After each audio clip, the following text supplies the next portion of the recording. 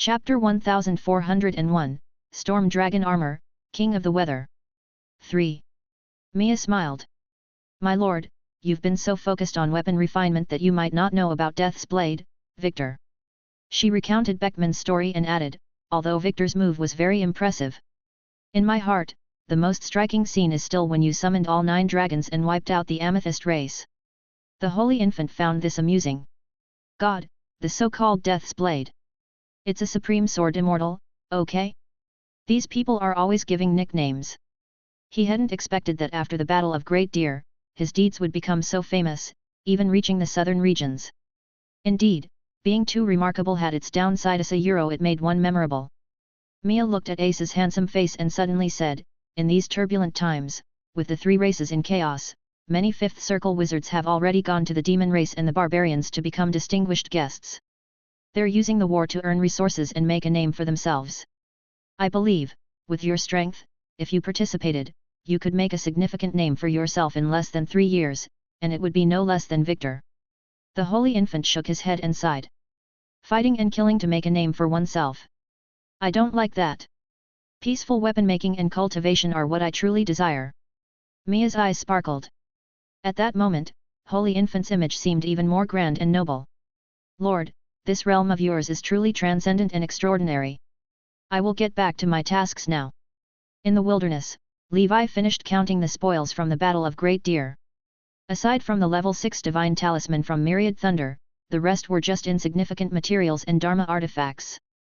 Levi wouldn't use the level 6 divine talisman either, as it required establishing a connection with the Supreme Archmage. Using it could potentially bring trouble. With a thought, he entered the ancient Banyan fairyland. Under the banyan tree, Mana stood barefoot on the black lotus beast's head. It was a scene of beauty and beast. She pressed her hand against its rough black scales. An invisible wave of spiritual force entered the black lotus beast's body. Mana's expression was serious as if engaged in a perilous struggle. The branches of the ancient banyan tree swayed without wind, and the leaves rustled. After an hour, a majestic and fierce image of a giant flaming serpent emerged from the black lotus beast. In the next moment, tens of thousands of branches waved, unleashing a vast green energy storm. The giant serpent collided with the storm and was quickly annihilated. Mana opened her eyes and sighed in relief. I've completely removed the tracking mark of the primordial soul wizard. You can check now. Levi was overjoyed. Thank you, Senior Mana. He used his spiritual force to probe into the black lotus beast's body and confirmed that the tracking mark was indeed gone. He smiled and said, Black Lotus Beast, from now on, you don't have to worry about being discovered by Roman, even if you go out. Although it was fine to go out briefly, there had always been some risk and safety concerns. The Black Lotus Beast lowered its head and thanked Mana. Thank you, Senior Mana.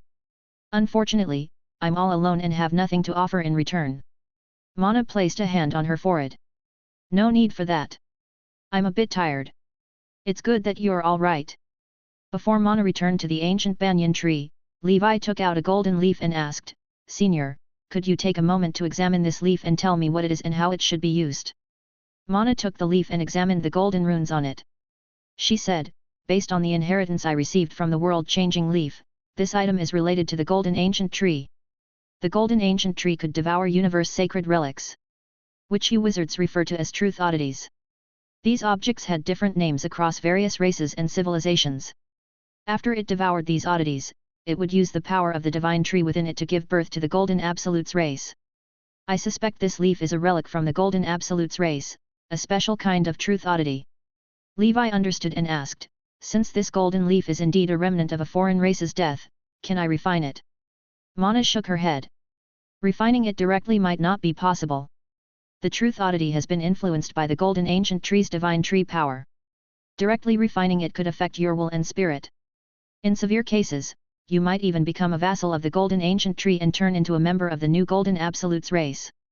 However, you can give it to me. I will absorb the Golden Ancient Tree's power within it, turning it into a pure oddity. That should be fine. But, because the truth oddity has been altered by the Golden Ancient Tree, its original structure has been destroyed. Even if it becomes a pure oddity, it won't be restored to its original form. So, it will be an incomplete oddity. Many of its functions might be lost. Don't have too high expectations. Levi thought for a moment and said, I understand. I'll leave it to you, senior. Mana took the golden leaf and inserted it into one of her branches, intending to use her ancient banyan divine tree power to absorb and deplete the golden divine tree power within the leaf. The golden divine tree was at least a level 10 existence, far surpassing Mana's level. Fortunately, this was just a stray leaf. Although Mana was at level 6, the divine tree power within her came from the origin will. In a way, Mana and the golden ancient tree were both offspring of the origin will, from the same generation. There were no obstacles to refining it, only a matter of time. Chapter 1402, Storm Dragon Armor, King of the Weather. 4. The Holy Grail's voice echoed in Levi's mind, this thing is beneficial for Mana, although she didn't mention it. If you encounter members of the Golden Absolutes race in the future, you could hunt more of them. You'd gain the incomplete oddity, and she could absorb the power of the divine tree. Beneficial for both of you. Levi replied telepathically, I was thinking the same. He felt a surge of excitement. At this moment, he suddenly felt that the unlimited primordial soul might be achievable. Of course, this was under the condition that the incomplete truth oddity still retained its ability to enhance the upper limit of spiritual force. At least dozens of these golden leaves appeared that day. Levi's felt heartache. He thought, who would have thought that the most valuable thing in the Blackstone Palace was the Golden Absolutes race itself? There should be other surviving members of the Golden Absolutes race in the Blackstone Palace. However, the current location of the palace is unknown, and there is a level 6 expert stationed there. This matter still requires careful consideration. He wandered through the ancient Banyan fairyland. The ancient Shell Palace stood prominently on the grassland. The Shell Demon clan was repairing and maintaining it. The Shell Demon mistress saw Levi and said happily, Master, the main functions of the ancient Shell Palace are operational. However, some modules are damaged and need new transcendent shellfish for refinement. Levi responded, Understood. I'll arrange for someone to handle it later. The Four Seas region of Io should have transcendent shellfish. Nora's Endless Sea must have them as well. When the time comes, he could have the barren deep sea send someone to search for them. Levi asked, Can the largest lightning pillar still be used? The Shell Demon mistress replied, Currently, the remaining energy in the shell is sufficient to activate the largest lightning pillar 3 times. After that, we'll need to find a new energy source. Levi's heart skipped a beat. 3 times. This exceeded his expectations.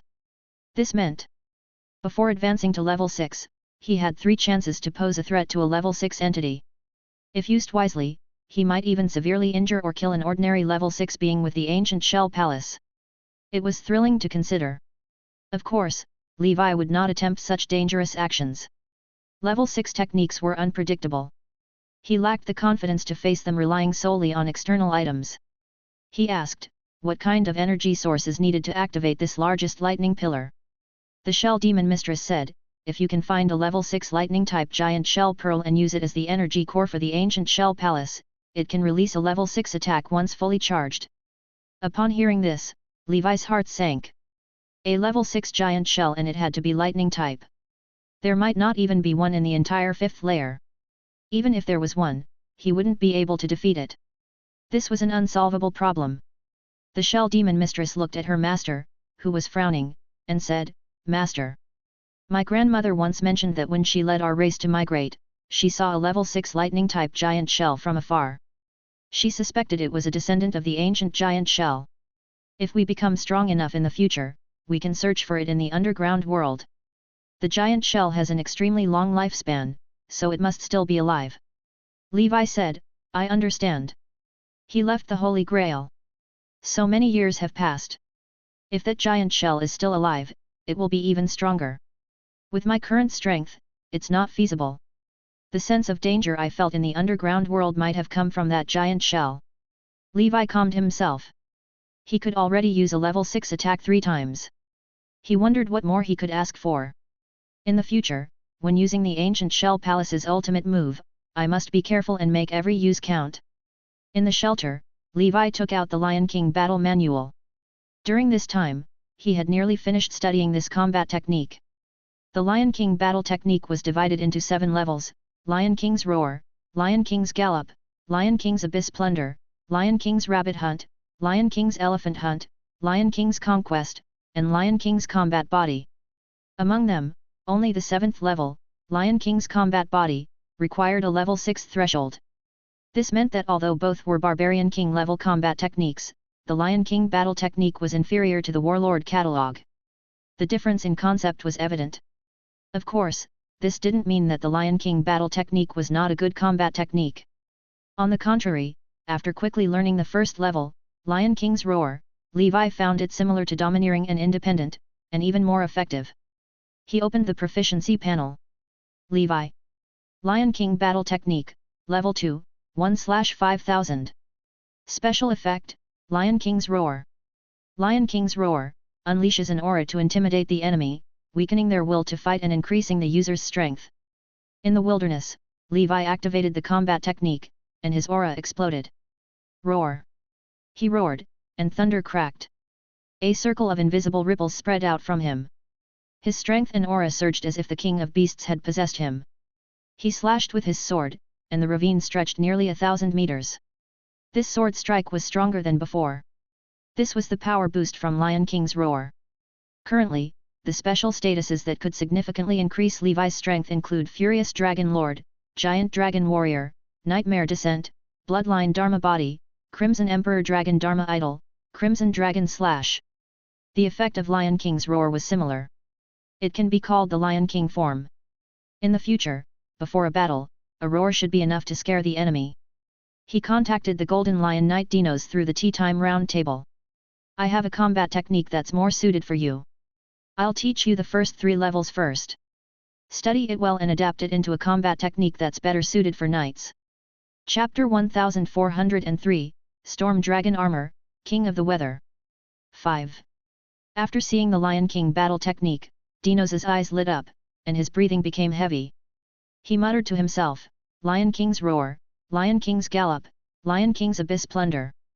These techniques encompass the use of aura, speed, and movement. This combat technique is truly exquisite. Levi replied, this is a combat technique created by a level 6 expert. Naturally, it's profound. Dinos exclaimed in shock, whoa! Is it level 6? Commander, did you kill a level 6 commander? Levi neither confirmed nor denied it. Seeing the commander's silence, Dinos understood that silence meant agreement.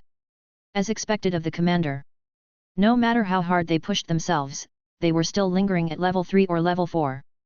But the commander might already be at level 6, an existence comparable to a primordial soul wizard.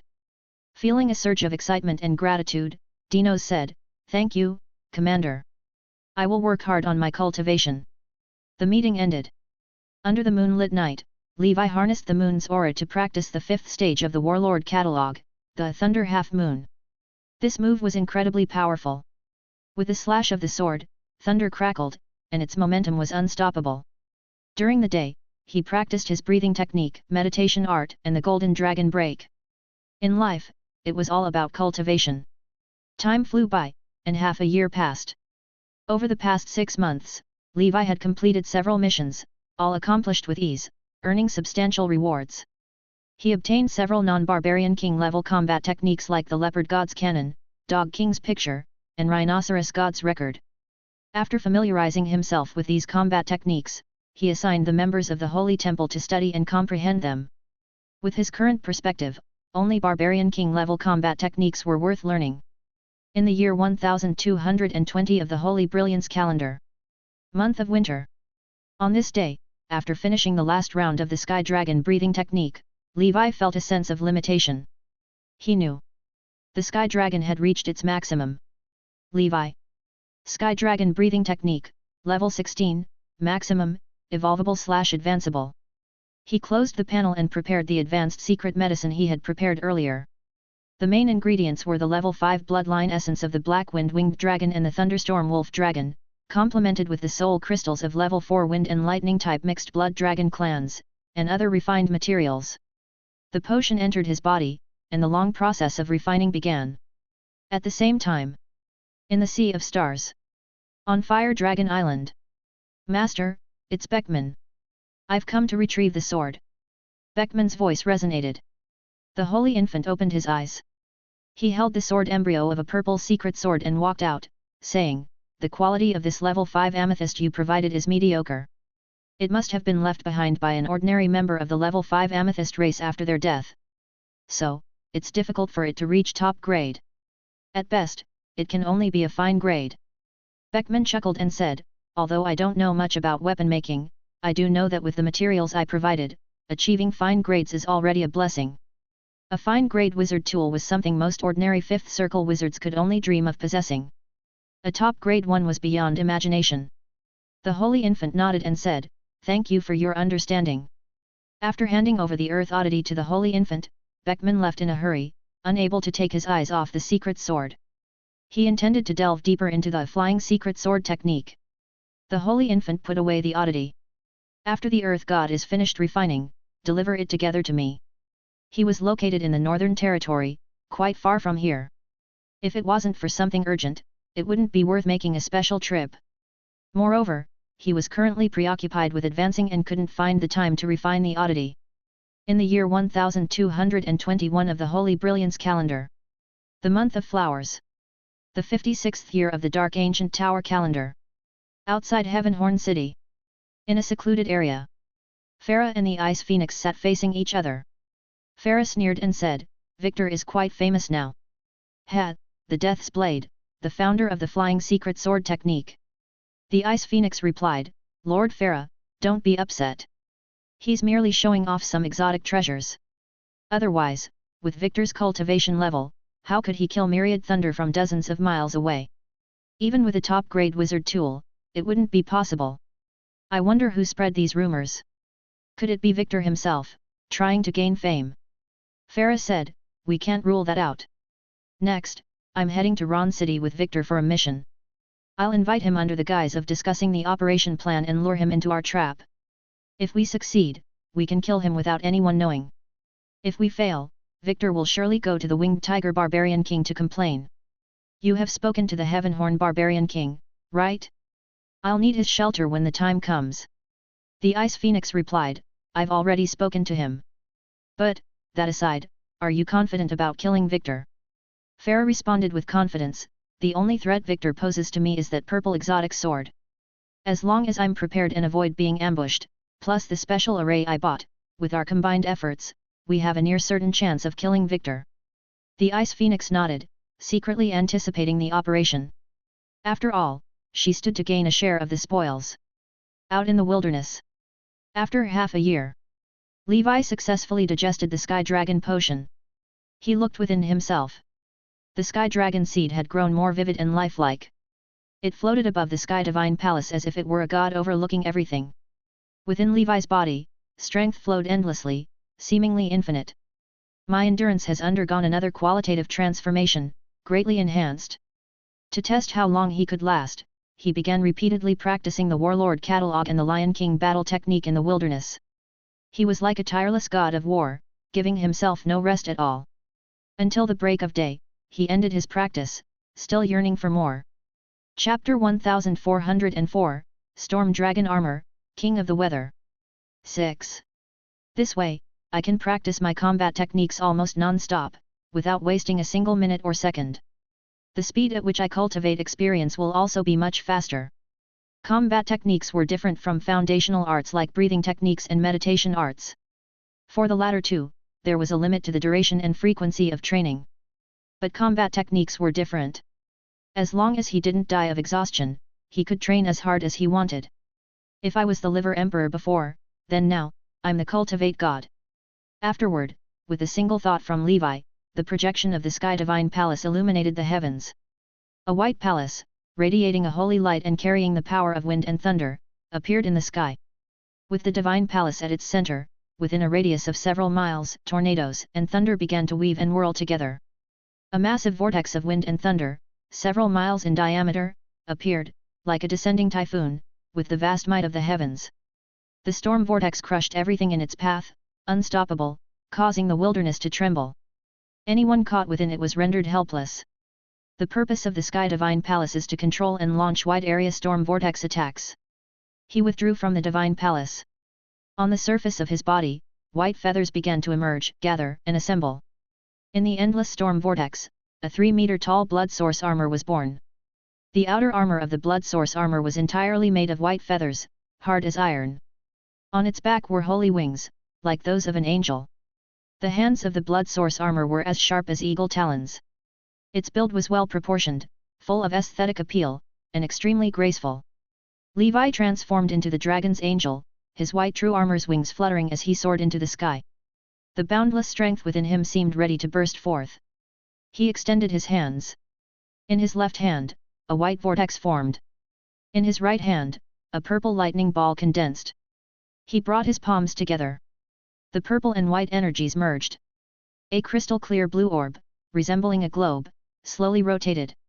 Summoning wind and rain, commanding thunder, controlling the weather. Levi seemed to gain an insight. He held the blue orb in his hand. Within a 10-mile radius, countless dark clouds and storms began to converge in this part of the world. Electric serpents darted wildly as torrential rain poured down. This display of power was extremely terrifying. There was a faint trend of mobilizing the earth element. Even if a fifth circle wizard appeared, they would be hard-pressed to confront it. Within the vast heavenly might, the phantom of a white feather dragon, with a wingspan of several hundred meters, appeared, surrounded by a chaotic storm of thunder and wind. Rumble! Within a 10-mile radius, thousands of thunders struck down, unleashing indiscriminate destructive force. When the storm cleared, a vast expanse of charred craters appeared in the wilderness. The ground covered by the storm had been carved 3 feet deep by its force. In terms of raw destructive power, this move is only at the level of the most basic fifth circle spell, but its range is enormous. Moreover, it has the potential to harness the earth element power. It's great for intimidation. If someone saw this, they'd probably mistake me for a primordial soul wizard. And after such a fearsome attack, it feels like the Sky Dragon's power hasn't been depleted much. Unlike the brilliant golden dragon armor and the crimson emperor dragon armor, this blood source armor has a particularly long operational time, making it ideal for prolonged engagements. Since this true armor was born amidst a storm, it shall be named Storm Dragon Armor. Brilliant golden dragon armor, high defense, high penetrating attack. Crimson emperor dragon armor, high strength, high burst attack. Storm dragon armor, excellent endurance, respectable attack power, and capable of wide area attacks. He opened the panel. Levi. Sky Dragon Breathing Technique, Level 17, 1/2,000,000, Special Effect, Sky Dragon Pillar, Level 5, Wind Thunder Remnants, 3000 Fallen Feathers. Bloodline Dharma Idol, Wind and Thunder Surge, Blood Source Armor, Storm Dragon Armor, Exclusive Wizard Tool, Wind Thunder Wings, Level 5. Currently, the Golden Snake, Crimson Emperor Dragon, and Sky Dragon have all reached Level 5. Next, I just need to systematically cultivate the other breathing techniques to Level 5 as well. Levi had yet to determine how to advance the path to becoming a Level 6 knight. He would only be able to understand this after reaching the peak of Level 5. If advancement only required taking potions, the path to Level 6 for knights would be much simpler than that for wizards. Levi contemplated that if he pursued the unlimited primordial soul, then the first to reach Level 6 might not be the path of the wizard, but rather the path of the knight. Not dwelling on these distant matters for now, he focused on the message from the barbarian king. Another large-scale mission, and it seems a bit more dangerous than the Battle of Great Deer. We need to head to the western region of the Kane Empire and attack Ron City. Levi muttered to himself. Ron City. It ranked second only to major cities like Chaos City. This was the city of the Lightning Supreme Mage. According to intelligence, the Lightning Supreme Mage was currently in the south, battling the Demon King. Currently, more than 10 level 5 archmages from the Church of Chaos were guarding Ron City. 2 of these mages were at the peak of level 5, and they were the right and left hands of the Lightning Supreme Mage. The objective of this mission was to enter a forbidden area within the city and release a totem spirit that had been sealed away and reduced to slavery. This totem was known as the Ancient Eagle. Many years ago, the Lightning Supreme Mage killed the totem of the Eagle tribe and brought its spirit back to Ron City for sealing. This battle is quite risky. After all, we're planning to invade the territory of a Supreme Mage. Levi pondered, although the Lightning Supreme Mage is not in Ron, he must have left some contingencies within the city. We have to be cautious in this battle. Suddenly, he received a message. Lord Victor, after receiving this message, please head to the Ashwolf territory. I have important matters to discuss with you regarding the upcoming invasion of Ron City Eurofera. Seeing this, Levi smiled slightly. This old fox has stopped pretending. Looks like he's confident in dealing with me. Very well, I'll play along and settle both old and new scores. Ever since the Battle of Great Deer, Farah has harbored a deep grudge against Levi. With the approach to Ron City, Levi did not want to risk being betrayed by his teammates. He had also been seeking an opportunity to resolve this matter. Now that Farah has come forward seeking death, Levi had no sympathy for him. Saba City. The winged tiger barbarian king looked at the secret report sent by his subordinate. This Farah truly harbors disloyalty. Does he think that I, a level 6, am a fool? He had long suspected Farah but lacked solid evidence. As the barbarian king, I have shown the utmost sincerity in dealing with an ant like you. Since you don't appreciate it, go to hell. I'll also take back the resources I gave out. The winged tiger barbarian king was greatly disappointed. He spoke coldly, Black Tiger, where is White Tiger? Shortly after, 2 burly winged tiger tribe warriors emerged from the darkness. This was a sacrificial soldier under the command of the winged tiger barbarian king, responsible for assassination. Each of them was a warrior at the peak of level 5. Find Farah and kill him. Chapter 1405, Vast Heavenly Might Suppresses a City. 1. Io Continent. Northern Territory. Ashwolf Territory. Farah's face was filled with joy as he said, very good. Victor suspects nothing and has already arrived. Ice Phoenix, hide yourself first and wait for my signal. We'll catch him off guard. Ice Phoenix furrowed her brow and said, do you think Victor might have already realized that we plan to attack him? Farah replied, it doesn't matter. If he dares to come, we dare to kill him. He must think that with that purple sword treasure, he's invincible. Little does he know, I've been preparing for this. Ice Phoenix smiled and said, then I'll hide for now. I hope our cooperation goes smoothly. She left the wizard tower and concealed herself. Working with someone as cunning and crafty as Farah, a 5th circle perfection wizard, was already a risky endeavor. If Farah can't handle him, I need to have an escape plan ready. Night fell. Everything was silent. The roars of beasts came and went intermittently, and the moonlight bathed the earth. Inside the shelter, Farah waited patiently. He asked, why hasn't Victor arrived yet? High above, hermit runes flashed. Levi had arrived long ago. So, this is where Farah lives. If you hadn't invited me, I might not have found you. The area around the shelter is protected by some sort of 5th circle magic array. It seems he's prepared. Unfortunately, this array is far from sufficient. Levi quietly disappeared. He had already locked onto Farah's position, and now he could attack from a distance. He wasn't foolish. Knowing full well the enemy might set a trap, there was no way he would walk into it so blindly. Even though he had absolute confidence that he could thwart all of Farah's schemes, with the golden dragon break in hand, he preferred to eliminate enemies from a distance whenever possible. Levi moved to a position 300 miles away and hid. Within the Divine Ring Tower, the amethyst light sword buzzed loudly before shooting out from his mind, piercing straight into the sky. The sword spirit opened its eyes, and the metal elemental power in the heavens and earth began to converge upon the sword. A sharp aura filled the air, and a murderous intent suddenly surged forth. To strike an enemy with the golden dragon break, he only needed to ensure they were within range and their coordinates were locked. Everything else was up to the sword spirit. Go! Levi whispered. Ashwolf Territory. Shelter. Damn Victor, lates again, always like this. Farah couldn't help but mutter curses. The appointed time had already passed. Farah couldn't help but curse under his breath. The appointed time had passed.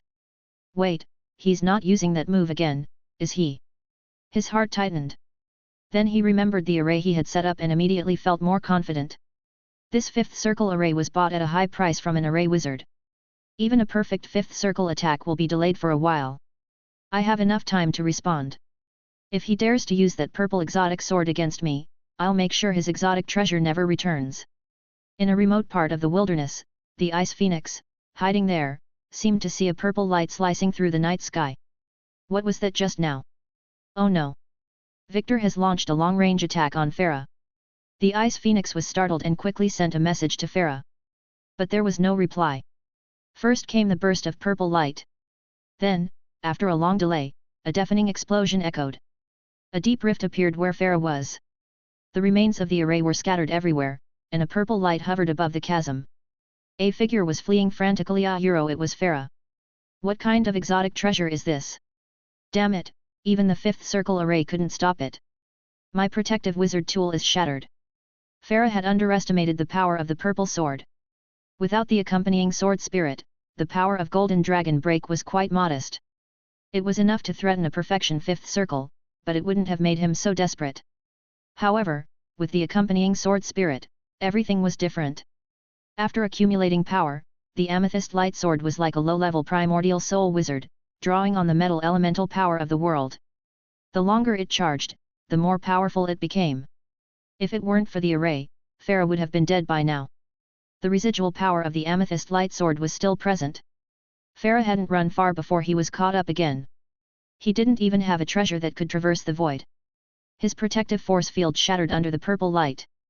Against the high-speed impact of the top-grade wizard tool, all his defenses proved helpless.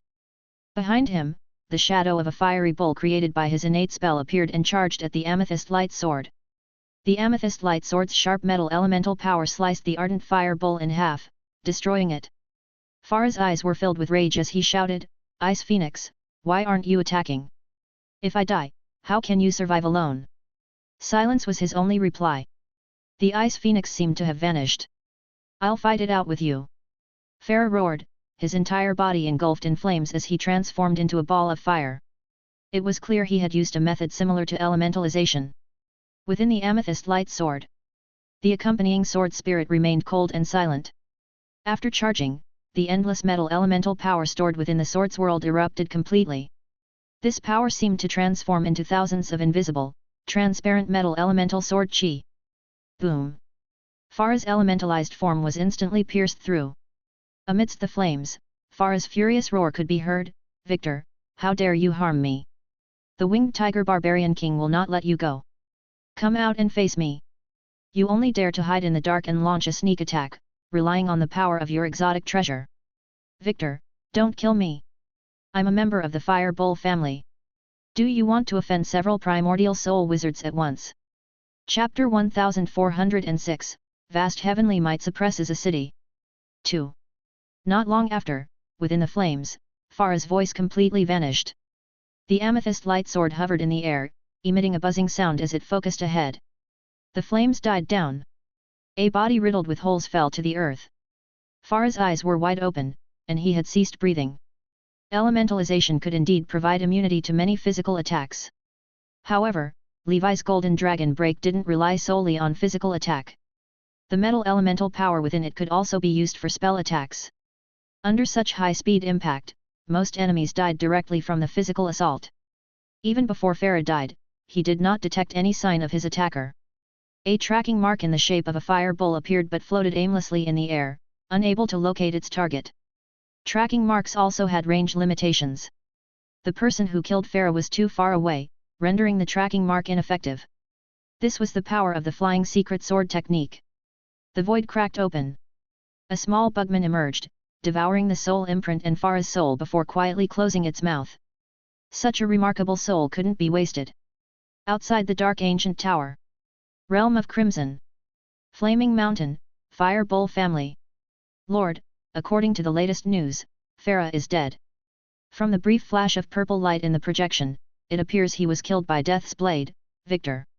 However, we cannot completely rule out the possibility that it was another wizard from the flying secret sword technique, the messenger reported. Seated on the flaming fire throne, a regal and voluptuous witch in a green robe looked calmly at the reporting wizard. She was the true leader of the Fire Bull family, Lady Greenrobe. She nibbled on grapes and licked her lips, saying, "I see.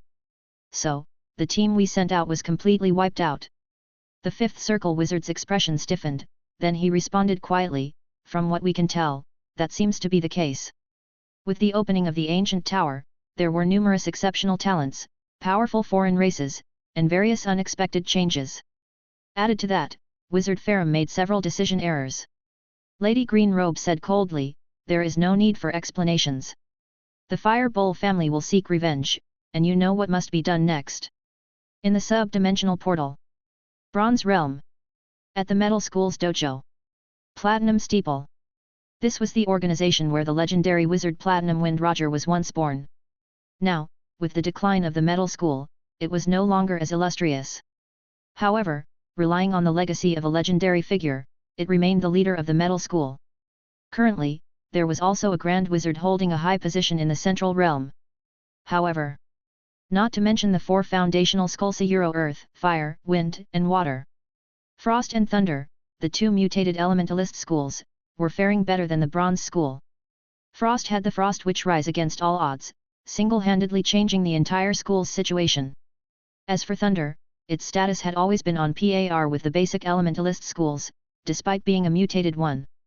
Since ancient times, its reputation had never diminished. After the death of the Deep Blue Sage, the Lightning School of Thought, bolstered by two legendary wizards, began to overshadow the Ocean School of Thought, gaining increasing influence. However, the Metal School was in the worst shape. The wizards of the Metal School could hardly comprehend their decline, often reminiscing about the time when Platinum Wind was at the height of his power. During the Metal School's golden age, everyone longed for the Platinum Era. Back then, Roger alone was enough to rival the other schools. He used his formidable methods to become the first legendary wizard from a mutated elementalist school to serve as the Grand Council Chairman. Before Roger, the position of Grand Council Chairman had always been the exclusive domain of the four major schools: Earth, Fire, Wind, and Water. After Roger took the chairmanship, he expanded the school's influence, leading by example. With his strength alone, he subdued many level 10 beings from across various planes. Want to know what invincibility is? Come and taste the power of the Platinum Fist. Such phrases were commonly heard in the wizard world of that time, reflecting Roger's tremendous reputation. Some even speculated that Roger might become the second Sauron. Whether it was a case of rising to its peak only to decline or some other reason. After Roger's fall, there were no more legends in metal. The Platinum Era had vanished forever. At this moment, in the Platinum Steeple, seniors, we've received another report of what might be Victor's actions. This is a projection. The primordial soul wizards who were not in seclusion stopped their work and gathered to view the projection. The Tower Master said, "Indeed, it's Victor. Given the short time frame, it's unlikely that other wizards from the Flying Secret Sword technique could develop a spell capable of killing a perfected 5th Circle wizard." Another 8th Circle wizard added, "From my research, I've gained some insights. We need to develop this spell as soon as possible. While the Lightning School of Thought is reputed to excel in combat, our Metal School is not to be underestimated." The Tower Master continued, "That's right. The metal element offers both offensive and defensive capabilities. Given our formidable innate conditions, why have we ended up in such a dire situation? A significant reason is that the school remains stuck in the illusions of the past Platinum Era, unable to adapt and innovate. The Flying Secret Sword technique presents an opportunity. Our Metal School has inherent advantages in mastering this spell. We must grasp it without delay. We must restore the glory of the Platinum Era." "Excellent. Let's start with us old-timers." The primordial soul experts gathered to discuss the future of the school. The Tower Master gazed into the distance, sighing. In truth, the school's decline was only a small part of the issue. There was a larger reason. Chapter 1407, Vast Heavenly Might Suppresses a City. 3. It was the counterattack of Roger's opponents after his death. There were external adversaries, but even more significant were the internal factors. Unfortunately, he dared not speak of this. It was a taboo secret in the wizard world that could not be touched. For the Metal School, there were only 5 words to live by. Move forward, don't look back. Inside the dark ancient tower. After confirming Farah's death, the amethyst light sword soared into the sky and flew forward. Riding the frost flame ice bird, the ice phoenix quickly fled the wilderness. Suddenly, she instinctively felt a chill run down her spine. She saw a purple light that had already appeared in front of her. "Victor, I have a significant opportunity. If you spare my life, I will give it to you." The ice phoenix swallowed nervously and said. Her back was drenched in cold sweat, soaking her thin blue robe. He could use the purple longsword to kill her instantly but chose not to. This meant that there was something about her that Victor cared about. The ice phoenix thought, could it be that Victor is interested in my appearance? He wants to take me as a maid. This was highly likely. After all, the ice phoenix believed she was naturally beautiful, unlike those seductive witches who used spells and potions for cosmetic enhancements. Previously, a 5th Circle perfected male wizard had also wanted to take her as a maid. However, she had refused. Suddenly, the ice phoenix felt a chill on her forehead. The purple longsword was pressed against her forehead. Her breathing grew heavy as if she were facing the god of death. The purple sword needed only a slight touch to end her life. Even Farah's protective force field couldn't withstand it, let alone her strength. She raised her hands in surrender. I admit defeat. I am willing to serve you as a maid, just don't kill me. The amethyst light sword moved away from her forehead. The ice phoenix's chest heaved violently, like an avalanche. The amethyst light sword pointed in a direction and then flew away. The ice phoenix understood. She hesitated for a moment, stamped her foot, and quickly followed. She had never encountered a fifth circle wizard who exerted such terrifying pressure. From start to finish, the opponent had killed Farah and subdued her. And she had no idea where he was. She wondered if he was the famous Death's Blade, Victor. If he had killed Archmage Myriad Thunder last time, it might have been due to Myriad Thunder's carelessness and failure to dodge. But this time, despite knowing the opponent's tactics, she and Farah still couldn't evade him. This indicated that the opponent's power had long surpassed their capabilities. This Victor must be some old primordial soul who has undergone a rebirth. The ice phoenix sighed inwardly as she walked. It was her greed that led to this situation. Before she could even acquire the Heaven Crystal Dragon Ant, she had become someone else's slave. In the future, she would likely be Victor's exclusive possession, enduring his humiliations and losing her dignity as a witch. Thinking of this, she was so disheartened that she wished she could end her life. But she didn't want to die. It was better to live than to die. As long as she was alive, anything was possible. After flying for what felt like an eternity, she still hadn't seen Victor. The ice phoenix was bewildered. He's already flown 100 miles away. Could it be that he killed Farah 100 miles away? Her heart raced furiously. What kind of exotic treasure is this purple sword? Killing a perfected fifth circle cultivator from 100 miles away was simply unthinkable. Soon enough, the ice phoenix became numb. She had already flown 200 miles with the purple sword. Crazy. This Victor must be a primordial soul wizard who has fallen from his original realm.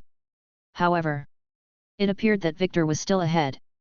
The amethyst light sword flew another 100 miles. In the distance, the ice phoenix finally saw a man sitting cross-legged in the wilderness. The man's eyes were deep and calm. Levi looked steady, but he was controlling the sword spirit from afar. Since he hadn't killed Farah in one strike, and had spent time capturing the ice phoenix, Levi had expended a lot of energy. I have to say, this golden dragon break is truly an essential divine skill for assassination. It's incredible. All the time and effort I put into researching it has been worth it, Levi muttered to himself. As far as he knew, many in the wizard world, especially those from the metal school, had been inspired by him and joined the flying secret sword cult. However, he estimated that very few people below the primordial soul level could develop such a spell. Golden Dragon Break covered a vast range of knowledge, including his 3 arts of wizardry. The refinement of the secret sword and the study of spells were all intricate.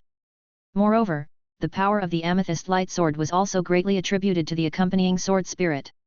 Without it, he wouldn't be able to mobilize the elemental power to gather strength or control it from a distance with high precision.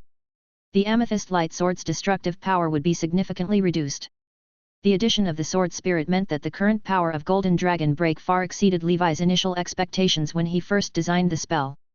Of course, for wizards above the primordial soul level, deciphering the flying secret sword technique with their knowledge and scholarship was only a matter of time. After all, no matter how arrogant Levi was, he wouldn't dare to compare his knowledge with a primordial soul. Primordial soul experts lacked neither knowledge nor resources. They only lacked ideas and inspiration. For Levi, the flying secret sword technique was just one of his trump cards. Even if it were copied by others, it wouldn't matter. Chapter 1408, Vast Heavenly Might Suppresses a City. 4. As a member of the wizarding community, Levi also gained a lot from it. If it could advance civilization, he would be pleased to see it. In this vast and darkness multidimensional plane, before he matured, he would inevitably rely on the shelter of civilization. Levi opened his eyes. The ice phoenix landed in front of him, looking nervous, and said in a low voice, "Thank you, Victor. Senior, please show mercy." Even now, she was still puzzled. She wondered how Victor knew that she had teamed up with Farah to set an ambush against him. Only she and Farah knew about this plan. Farah could not have leaked it, and neither could she. There was only one explanation. Victor must have mastered the extremely rare divination spell. He could foresee some dangers and even potential future events. Divination spells belonged to the prophecy school. Usually, when discussing the regular school of wizards, prophecy, curses, and similar schools were not included. Because, like with space, prophecy, curses, and other spells are advanced subjects that one could only explore after reaching the primordial soul stage. Even beginning to study these spells was incredibly difficult. Space spells were notoriously hard, and prophecy spells, which touch on the path of time, were even more so. The curse school was similar, dealing with a complex and ineffable path of karma. Thus, despite there being legendary wizards, such as the Deep Blue Sage who excel in prophecy spells, this school was rarely discussed. It was a realm accessible only to the powerful. Many other spell schools like prophecy and curses were still far out of reach for ordinary wizards. Moreover, such schools, if practiced alone without the support of the elementalist school, would have many shortcomings. Their strength was not as formidable as one might imagine. Therefore, historically, the most fundamental study had been the elementalist school. The thought that Victor might have mastered prophecy spells led the Ice Phoenix to conclude with certainty. Victor, regardless of whether through possession or falling from his original realm, must have been a primordial soul before. It's all due to greed. Why can't I change my ways as a dark wizard? The Ice Phoenix was filled with regret. Levi looked at the uneasy Ice Phoenix and smiled. Do you know why you're still alive? The Ice Phoenix replied, I don't know. Levi got straight to the point and said, I want your spiritual beast. I want you to sever your contract with it. The Frost Flame Ice Bird was the undying bird bloodline creature Levi needed. He had noticed it when he first met the Ice Phoenix. At that time, he was only at the 4th circle, while the Ice Phoenix was already a 5th circle expert. He had to retreat. After encountering the Ice Phoenix in Great Deer City, he kept it in mind. Even if the Ice Phoenix hadn't come to him, he would have eventually sought her out. The Ice Phoenix said helplessly, Senior, once a spiritual contract is established, it can't be cancelled. Otherwise, wouldn't the people from the school of spiritualism be delighted? They could casually contract a spiritual beast and then switch to a new one when their strength increases. Levi listened. What the Ice Phoenix said seemed genuine and aligned with what he knew. After a moment of thought, he said, Come here. The Ice Phoenix eyed Levi warily and asked, Senior, what is it? Levi's gaze turned icy. She quickly moved closer. In the next instant, a spatial rift suddenly appeared, pulling the Ice Phoenix into it. Ancient Banyan Fairyland. 8 Heavenly Dragon Prison. Inside, the Ice Phoenix found herself powerless and vulnerable. She called out, Senior. What do you mean? Everything I said is the truth. In the terrifying array of hell, she felt she wouldn't survive more than 10 minutes. Moments later, a figure descended from the sky, grabbing the Ice Phoenix by the neck and pinning her to the ground. Her eyes were filled with terror as she struggled in vain. Finally, she closed her eyes in resignation, her lashes trembling as she awaited death. Scarlet Contract. Scarlet power surged from Levi's palm and flowed into the Ice Phoenix's chest. On the Ice Phoenix's chest, a ferocious blood-colored dragon roared at the snowy mountain's peak, causing the mountain to tremble and waves to rise and fall. When the dragon vanished, the Ice Phoenix became Levi's scarlet servant. Levi asked again and received the same response. Just as I thought, it's a good thing I didn't kill this woman earlier. If she had died, it wouldn't matter, but losing my Frost Flame Ice Bird would be problematic. Where else could I find a level 5 undying bird?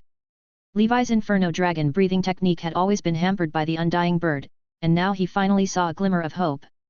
His Scarlet Contract currently had 5 slots filled, Mind Flayers, Succubus, 9 Infant, Sorcerer, and Ice Phoenix.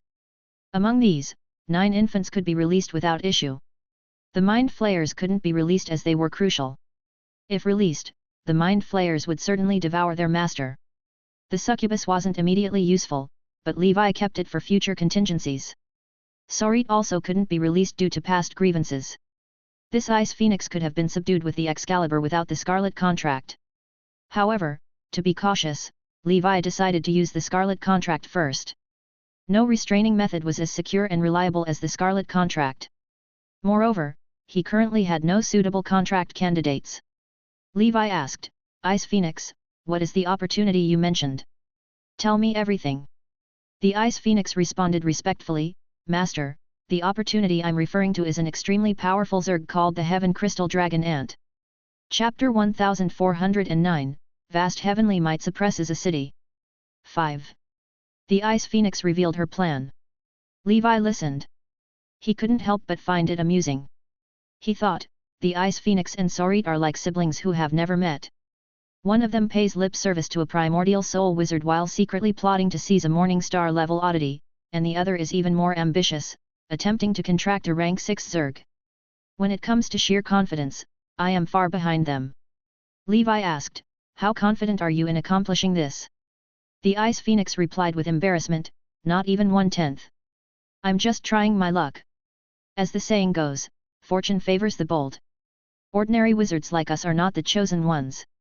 If we don't dare to risk it all, why would such great opportunities come to us? Levi thought to himself that there was some truth in what she said.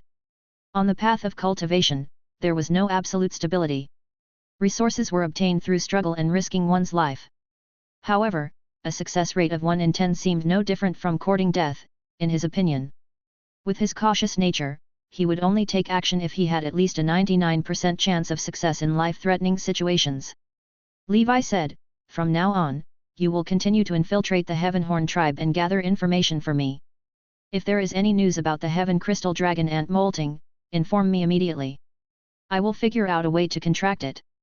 The Ice Phoenix responded, yes, Master. Levi then said, now, summon the Frost Flame Ice Bird. The Ice Phoenix chanted an incantation. A giant bird, with a wingspan of 100 meters and seemingly composed entirely of bluish-white flames, appeared. It was the undying bird creature, the Frost Flame Ice Bird. Levi looked at the visibly anxious bird and said with a smile, I'm going to take some blood for alchemy. Make sure it behaves. The Ice Phoenix quickly soothed the Frost Flame Ice Bird. She shared a deep bond with her spiritual beast, and for Levi to extract blood from the spiritual beast was akin to taking blood from her veins. Both the woman and the bird endured in silence. Rest here for a few days. You can drink more of the spring water from the stone pond here. It will help boost both your and the Frost Flame Ice Bird's strength. Once you've recovered, you can leave. Remember, avoid taking unnecessary risks and report to me regularly. Levi ordered sternly. He was determined to acquire the Heaven Crystal Dragon Ant. But he didn't want to lose the Frost Flame Ice Bird that he had painstakingly obtained. Understood. Thank you, Master, the Ice Phoenix replied. The Ice Phoenix and the Frost Flame Ice Bird were temporarily settled by the small stone pond. She took a mouthful of the spring water of immortality and drank it down. Immediately, she felt invigorated, as if she had taken a potent recovery elixir. What miraculous water! You should drink more of it, she said, quickly calling the Frost Flame Ice Bird over. After the Frost Flame Ice Bird drank the spring water, it felt revitalized too. If this spring water could be consumed regularly, it would undoubtedly be greatly beneficial. Levi finished adjusting his breathing and returned to the wilderness. Heaven Crystal Dragon Ant, a powerful Zerg ranked 7th on the Zerg ranking. In its complete form, it becomes invulnerable, possessing immense strength capable of killing fully formed sub-dragons and even contending with a primordial soul wizard. If I can form a contract with it, I'll have another formidable guardian before reaching the primordial soul realm. Although Senior Mana was also a level 6, Levi preferred not to constantly trouble her. Zerg was different. Once contracted, they would become his loyal servants. Even with the spiritual force level of the Ice Phoenix, who is not even at a 5th circle senior level, there was a 10% success rate. For me, the odds should be even better. If I can't manage, I'll try the Scarlet Contract. After molting, the dragon ant falls into a deep sleep. The Scarlet Contract might just work. He fed Farah's corpse to Long, turning it into fertilizer. Levi returned to his retreat and began to sort through his spoils. After inventorying, his mood improved significantly. From Farah's possessions, he acquired 800,000 ether stones. Various level 5 ores, medicinal herbs, and other materials were unexpectedly abundant. Presumably, they were collected for the Fire Bowl family, and now Levi had taken them all. One truth oddity, specifically the Water Dragon's song, which Levi had already refined. He planned to have the Holy Infant trade it with other wizards of the Ocean School of Thought at the White Robe Wizard Association. Besides these, there was some spell knowledge and an arm from the amethyst race. From the aura, it was clear this was the arm Rhoda had lost. Farum must have picked it up. With his strength, he couldn't have defeated Rhoda. He didn't even have a top-grade wizard tool. This old man was a pauper. As for the items from the Ice Phoenix, Levi only took some knowledge. The rest he left untouched. Among the knowledge he obtained, Levi was particularly pleased with an extensive Zerg illustrated book, along with knowledge on cultivating, evolving, and controlling Zerg. Due to Leon's mutation, Levi's approach to Zerg gradually deviated. The Saint Scorpions and red-faced sea ghost spiders were now being bred in the ancient Saint Plain, thriving, but it had been challenging for them to keep pace with Levi's increasing power. Now, with this newfound Zerg knowledge, he could resume his work on them once he returned. Several days later. Ashwolf territory. The black tiger and white tiger descended from the sky. After a thorough search, they found no trace of Farah. Could this foreigner have known we were coming and fled in advance? Possibly, but judging by this place, there must have been a fierce battle. The scorch marks on the earth suggest a fight between Farah and an enemy. Your sense of smell is transcendent. Can you detect anything? There is a faint scent of blood, belonging to Farah. I suspect something unfortunate has happened to him. Based on the remnants of the array at the shelter, it seems to have been destroyed with brute force. Farah's strength was already at the peak of level 5, and as a foreigner, he had a variety of tricks. Even if the two of us joined forces, it would still take some effort to kill him. Could it be that a barbarian king-level powerhouse made a move? Chapter 1410, Vast Heavenly Might Suppresses a City. 6. There's a high probability it was foreigners killing each other. Very quickly, the two figures disappeared into the wilderness. A month later. Saba City. The winged tiger barbarian king smiled when he heard the report from Black Tiger and White Tiger. He had also secretly inquired through the Heavenhorn tribe and was now almost certain that Farah was dead. Looks like this guy provoked an enemy he shouldn't have. Among those below the rank of barbarian king, there were only a handful who could kill Farah without a trace. Could it be him? The winged tiger barbarian king pondered, looking thoughtful. No matter who it was, they did help me vent some anger. Year 1221 of the Holy Brilliance calendar. Month of Flowing Fire. Saba City. Barbarian King Manor. The winged tiger barbarian king and Levi sat opposite each other. The winged tiger barbarian king asked, "Are you sure you don't need any assistance for this Ron City operation?" Levi replied, "No need. The others would only be a burden. If the barbarian king trusts me, then assign this mission to me alone." Levi had the hermit rune and was also an array master, skilled in stealth. Bringing others along would simply be a hindrance. The barbarian king laughed heartily and said, "Victor, I like your confidence. I'll leave this task to you. The spirit of the ancient eagle is the totem spirit of our brother tribe. If you can rescue it, you will have achieved a great merit, and I will reward you with an even better barbarian king level combat technique." Levi asked, "How should I bring back the totem spirit?" The winged tiger barbarian king replied, "You just need to release it. The totem spirit will automatically fly back to the ancestral land." Levi nodded. "Then I'll take my leave. Any other instructions, barbarian king?" The winged tiger barbarian king said, "No more." After Victor left, a deep, thunderous voice sounded in the barbarian king's ear. "Bar, are you entrusting such an important task to that foreigner?" The winged tiger barbarian king replied, "Tiger ancestor, I believe there is no one more suitable for this task under the rank of barbarian king. If we were to launch a direct assault on Ron City, we would need to allocate more manpower, and the cost would be too great. Victor is someone even I can't fully see through. Perhaps he can surprise us." The tiger ancestor said, "Let's hope so. This person is indeed extraordinary. I can vaguely sense a primal danger emanating from him. When dealing with foreigners, one must always be cautious." Ron City. In a state of war, the city was perpetually shrouded by a massive array. At the city gate, numerous wanted posters for evil mages were posted. The most prominent was a portrait of a wizard holding a purple sword. "Evil Sword Mage Victor, substantial reward for anyone who captures him alive by order of the Supreme Mage." At the city gate, a team of guards held a Dharma artifact similar to the Supreme Eye, scanning those entering the city. In the distance, Levi used the hermit rune to conceal himself and muttered, "It seems a bit risky to disguise myself as an Imperial Mage. How many of my aliases are wanted now?" I've lost count. He looked at the array covering the entire city and carefully observed it. It's clear that Kane's array techniques were copied from our wizardry. This is some sort of super large-scale level 5 array, not a level 6. That makes things much easier. Through his danger perception, Levi was fairly certain that there were no Supreme Mage level experts in the city. If there was a Supreme Mage present, he would rather abandon this mission than come here. However, he speculated that there should be someone who possesses a level 6 divine talisman bestowed by the Supreme Mage as a trump card. After all, this was his homeland, and the Supreme Mage wouldn't hesitate to provide one. Therefore, he still needed to proceed with caution to avoid failure. Since conventional stealth methods won't work, I'll create a grand spectacle. Levi's figure disappeared. When he reappeared, he was already high above in the wind disaster stratum. He looked down at Ron City below. White feathers materialized around his body and began to assemble. In an instant, an elegant storm dragon armor took shape. Levi pressed his palms together. A white cyclone and a purple lightning ball formed, quickly merging into a blue orb.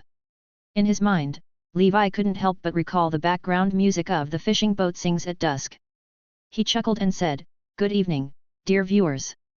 Let's turn our attention to the weather. Today at noon, Ron City has issued an orange thunderstorm alert."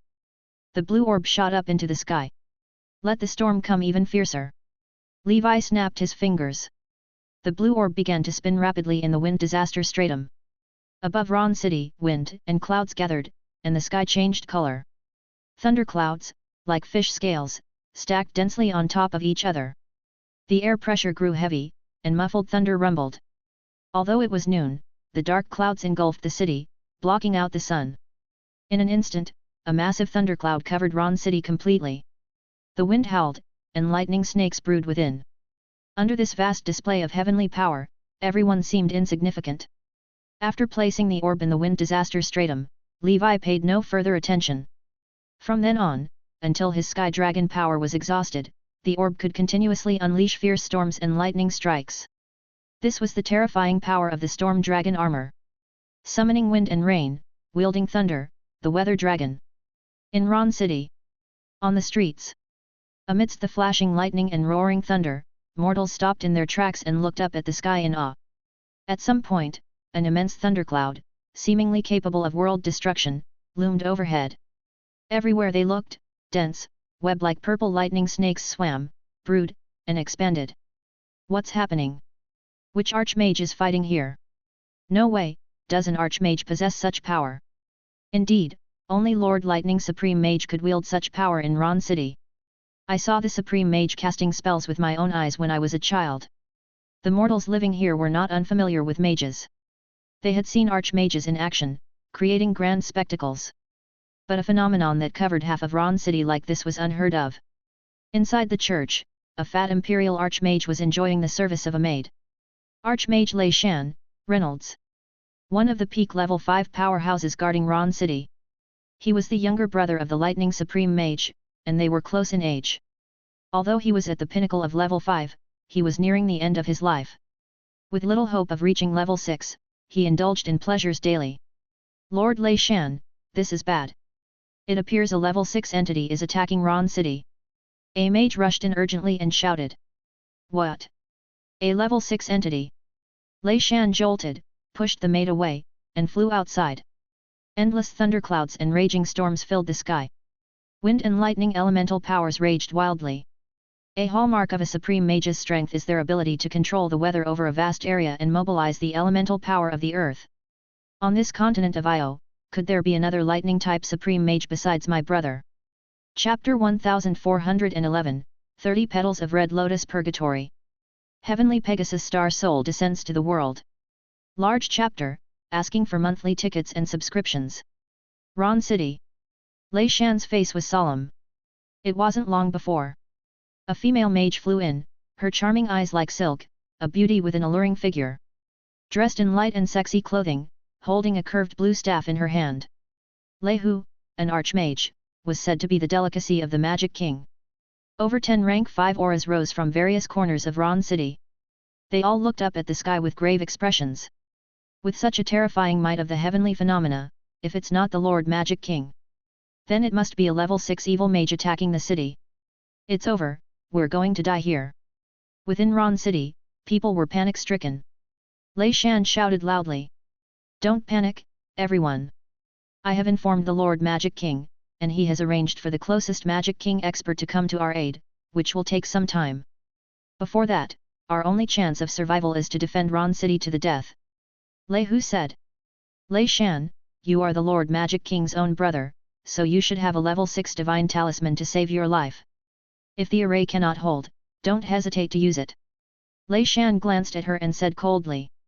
You are still the woman my brother cherishes the most, you must also have a level 6 divine talisman. Why don't you use it? What a joke. Level 6 divine talismans were extremely rare, why should he use it? This was his family heirloom, not to be used unless in a life or death crisis. Lei Hu said. If the situation gets dire, I will use it. Boom, boom, boom. Purple lightning struck down. The terrifying attacks fell on the array, causing waves to ripple. Of course. This was an array personally arranged by the Thunderbolt Supreme Mage. Though not of level 6, it wasn't something that could be easily broken through. Seeing that the enemy didn't break the grand array with one strike, the Archmages breathed a sigh of relief. What followed was a series of thunderbolts fell continuously. Lei Shan ordered a nearby Archmage. Peter, you go and see who is inside? Remember to maintain respect, don't anger the suspected level 6 expert, there might still be a chance to ease the situation. Peter, with a heavy heart, flew out of the safety of the array and into the thunderclouds to investigate. Damn fatty, too scared to die, sending me to my death. Just because you have a Magic King for a brother, you think you can do as you please. His protective force field lit up, with Dharma artifacts revolving around him. In his hands, he clutched a stack of 3rd and 4th level divine talismans, ready to be activated at any moment. A thunderbolt roared towards him. Blocked by his field. His expression changed. This thunderbolt, though it seems mighty, can be blocked by my protective force field. If it were an attack from a level 6 expert, it couldn't possibly be this weak, right? He tried a few more times. He found that with his strength, as long as he wasn't hit by many thunderbolts at the same time, he would be basically safe. Peter shouted. Who is the senior here, do you not know this is the city of the Thunderbolt Supreme Mage, Nurez? There was no response. Damn it. He stepped into the thunderclouds alone and disappeared. After wandering in the thunderclouds for who knows how long and arriving at the center, he stood still, his pupils trembling. In the eye of the storm, a dreamlike white feather dragon phantom was breathing in and out wind and thunder.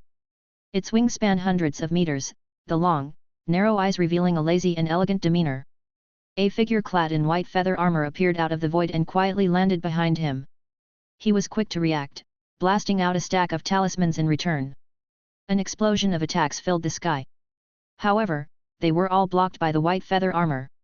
The storm dragon armor was not specialized in defense, but it was more than enough to block these most ordinary attacks. Peter's voice trembled. Who are you? What do you want to do? The person before him, resembling a dragon and a bird, was indeed strange.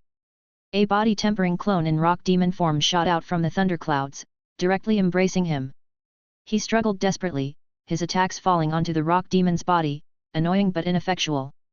Levi did not hesitate to dissolve the Scarlet contract with 9 Infant. Scarlet power surged into Peter's chest, the red dragon mark flashing by. Levi smiled, his body turned into a blood fog, and he entered Peter's nostrils directly. Returned to the city. At the same time, the Nightmare World. Nightmare Black Dragon Territory. 9 Infant was leading a squad, hunting nightmare creatures in the wilderness, gathering nightmare crystals to feed the mother flesh tree. As soon as Levi lifted the contract, the memories instantly restored. Yet, as if nothing had happened, it continued its work. As an original founder who followed Lord Nightmare Black Dragon from humble beginnings. The first employee of the Nightmare Black Dragon territory. How could it possibly leave the team at the cusp of going public? In Ron City. Peter fell from the sky. Lei Shan frowned and asked. Peter, what's the situation inside? Peter said. Nothing at all, I suspect it might just be a natural disaster that happened to appear above our Ron City. If you don't believe me, Lord, you can check it out yourself. Inside Peter, Levi murmured in his heart. This fatty must have a level 6 divine talisman, and that woman too. They both gave me a strong sense of danger, thankfully I didn't force my way through. The Magic King sure left some tricks here. According to Peiter's statement, Lei Shan was a peak level 5 expert. Lei Hu wasn't at the peak, but she was not to be underestimated either, as she had a very close relationship with the Magic King and was highly likely to have a level 6 divine talisman. Beyond that, another of the two peak level 5 experts in Ron City was in the Magic King Forbidden Land. The thunder continued unceasingly. The array was like a pond pelted by raindrops, ripples spreading out. Still, the thunderclouds showed no sign of dissipating. After hesitating, Lei Shan said, "Lei Hu, keep an eye on this place. I'm going to see what's happening." Lei Hu could not have asked for more. Chapter 1412. Go ahead, be careful. Lei Shan left the array, the defensive field flickered, entering the thunderclouds. It was not long before he reached the eye of the storm vortex. When he entered, he saw the white feather dragon and his expression tightened. A level 6 giant dragon. He held a level 6 divine talisman in his hand, ready to activate it at any moment. However, he discovered that the white feather dragon was just some sort of illusionary phantom with no actual attack power. Lei Shan muttered. This isn't a level 6 tactic. Just some sort of array or treasure manipulating celestial phenomena. No wonder the city protection formation hasn't been broken through all this time.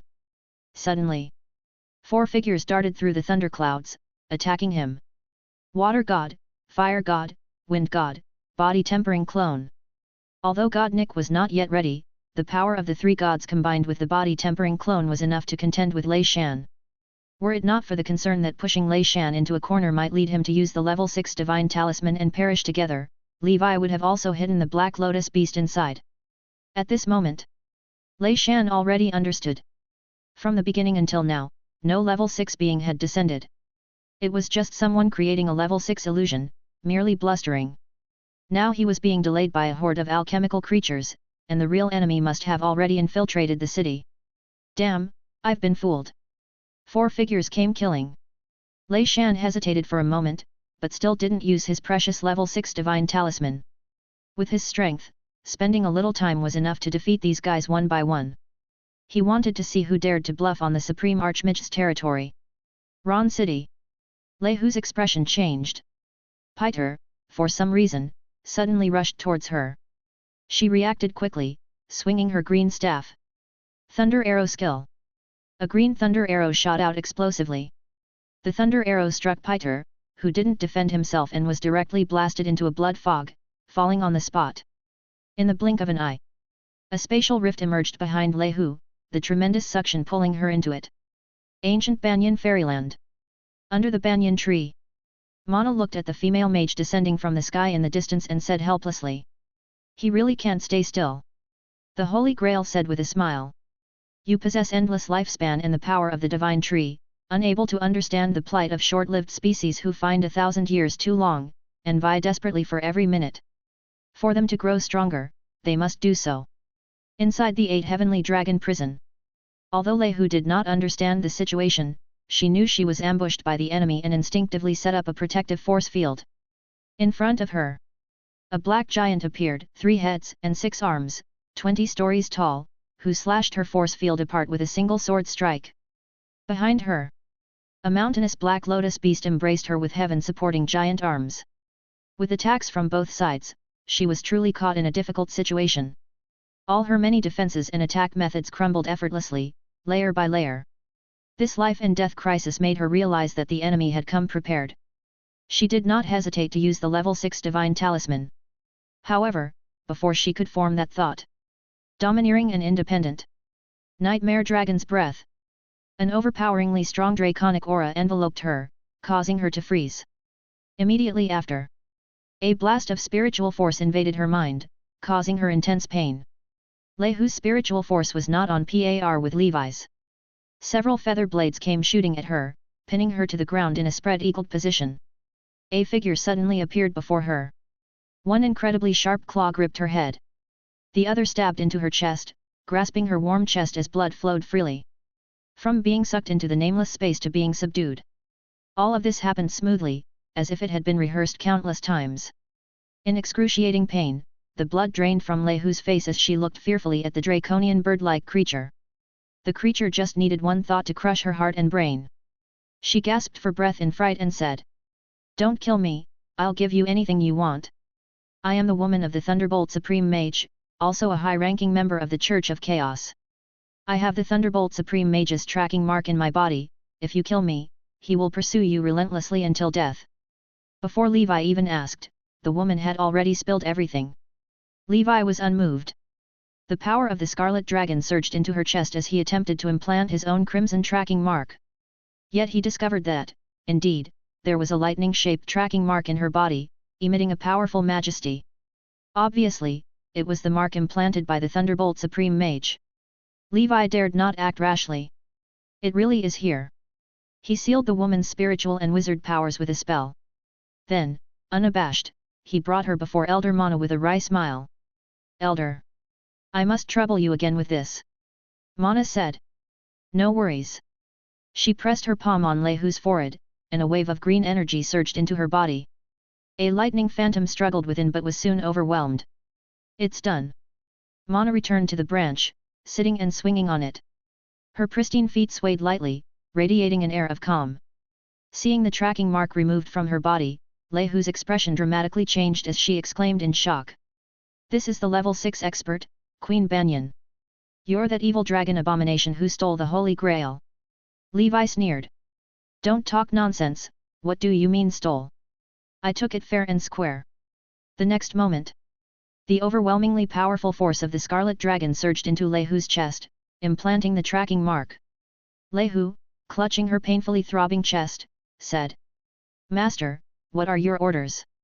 Levi simply healed her wounds and asked, "Take me to the place where the spirit of the totem is sealed, you know where it is, right?" Chapter 1413. Lei Hu's expression changed as he said, "I know, but there are restrictions personally set by the Supreme Archmage there, along with a rank 5 peak sacrificial soldier who only takes orders from the Supreme Archmage." Levi said, "You just need to take me there." Ron City. Above the sky dome, thundercloud storms continued to unleash the power of lightning. Everyone could feel that the radiance of the array was growing increasingly faint. Although the power of a single bolt of lightning was not very strong, the sheer number and frequency of the attacks were too much. Consequently, the gigantic level 5 peak array was nearly at its breaking point. Amidst the apocalypse, a wave of panic began to spread. Mortal rookies submitted to their fate, not knowing what to do. They could only hide in their homes, hoping the Archmage in the city would quickly eliminate the enemy. In the midst of the storm, Lei Shan fought against 4 enemies alone. The terrifying Black Oblivion thunder spells were cast continuously. The rock demon form, with its high magic resistance and strong recovery ability, was responsible for directly engaging Lei Shan. Meanwhile, the fire god, wind god, and water gods, 3 alchemical creatures, carried out long-range attacks. For a while, Lei Shan was unable to escape. At a location within the city, inside a mortal's cellar, the void flickered and sparks flew as Levi, pulling Lei Hu along, appeared there. He spoke calmly. "You guard me. I'm going to kill Lei Shan." Lei Hu replied, "Master, don't worry. With me here, no one can approach this place. But Lei Shan has a level 6 divine talisman on him, you have to be careful." Levi sat down cross-legged. In his mind, the amethyst light sword flew out, hovering in front of him. In Sword World, Sword Spirit Fleur opened her eyes, her ethereal face filled with a deadly seriousness. Levi flicked his finger towards the amethyst light sword and softly said, "Go, behead Lei Shan." As soon as the words fell, the amethyst light sword pierced through the cellar and passed through the array. In an instant, it reached the high skies above. The master of the house, as well as all the commoners and mages throughout the city, noticed nothing out of the ordinary. First, the amethyst light sword was too fast for their perception to capture. Second, amidst the terrifying stormy phenomena outside the city, the amethyst light sword seemed insignificant. As a precaution against Lei Shan sensing it, the amethyst light sword began gathering strength 500 miles away from him. The power of golden element from around the world crazily poured into it. The sword spirit, dressed in purple battle armor, looked gallant and spirited. Inside the cellar, Levi muttered to himself, "The battle must be swift." I can't stay in Ron City for long. I need to complete the mission quickly and return, otherwise, it will be terrible if a level 6 expert arrives. Danger perception subtly manifested itself, not allowing Levi to waste a single second. A massive amount of spell power within him began to burn. In the high skies, the amethyst light sword emitted a resonant buzzing sound. Whoosh! The amethyst light disappeared from its original location, leaving behind only a sword phantom, which lingered for a long time. Inside the cellar, Levi counted down in his heart. 10. 9. 3. 2. 1. Lei Shan, goodbye. After completing the spell casting, Levi waved his starry robe, stood up, and, along with Lei Hu, disappeared from the cellar. Inside a household, a father held his child, looking out the window. The mother covered the child's ears with her hands to protect them from the thunder. In reality, if not for the array's protection, these commoners would probably already be dead. In the midst of the thundercloud storm, Lei Shan once again repelled the body-tempering clone. The rock demon giant was riddled with holes, missing arms and legs. Even with its powerful recovery, under such fearsome attacks, it was no longer viable. There was a sizable gap between their realms. All of you die. Lei Shan waved his staff, and a pillar of lightning as thick as a water bucket pierced through the rock demon avatar's chest. No longer struggling, the avatar showed a smile and waved its hand as if saying, "Goodbye." The avatar completely exploded into a cloud of particles that scattered for miles, its whereabouts unknown. In a moment of suspicion, Lei Shan felt a chill on his back by instinct. 50 miles away, a strand of amethyst light could vaguely be seen breaking through the air. The next moment, before he could react, his head was severed from his body. The alchemical creatures swarmed in, dismembering Lei Shan and grabbing the spoils before disappearing in the midst of the thundercloud storm. The supreme eye emerged. All it saw was the graceful and noble phantom of a white feather dragon. Ron City, the forbidden land of the Magic King. A rank 5 peak-aged mage, his gaze fixed on the cataclysmic scene outside, was unfazed. His name was Porter, well advanced in years. As a sacrificial soldier, he was ordered to guard this place. Unless commanded by the Supreme Archmage, he would not leave his post even if the sky fell. Lei Hu appeared, her face pale and voice panicked as she said, "Old Porter, the enemy has breached our defenses, we need your support. Ron City can't hold much longer." Old Porter replied indifferently, "As long as the Forbidden Land is unharmed, the fate of Ron City is irrelevant to me." Lei Hu's face turned livid as she rebuked. "Ron City is the home of the Supreme Archmage, do you want to watch it perish before your eyes? Think of the many commoners, Empire's mages all here." Porter remained silent. Suddenly, a purple light flashed. And Old Porter's head exploded into a blood fog, filling the air with the stench of blood. Lei Hu breathed heavily, unable to imagine what kind of energy was contained in her master's amethyst light sword. She collected Porter's headless corpse and said calmly, "I told you to leave. Why wouldn't you listen?" Elsewhere in the city, sweat beaded on Levi's forehead. The amethyst light sword consecutively beheaded 2 peak level 5 fighters.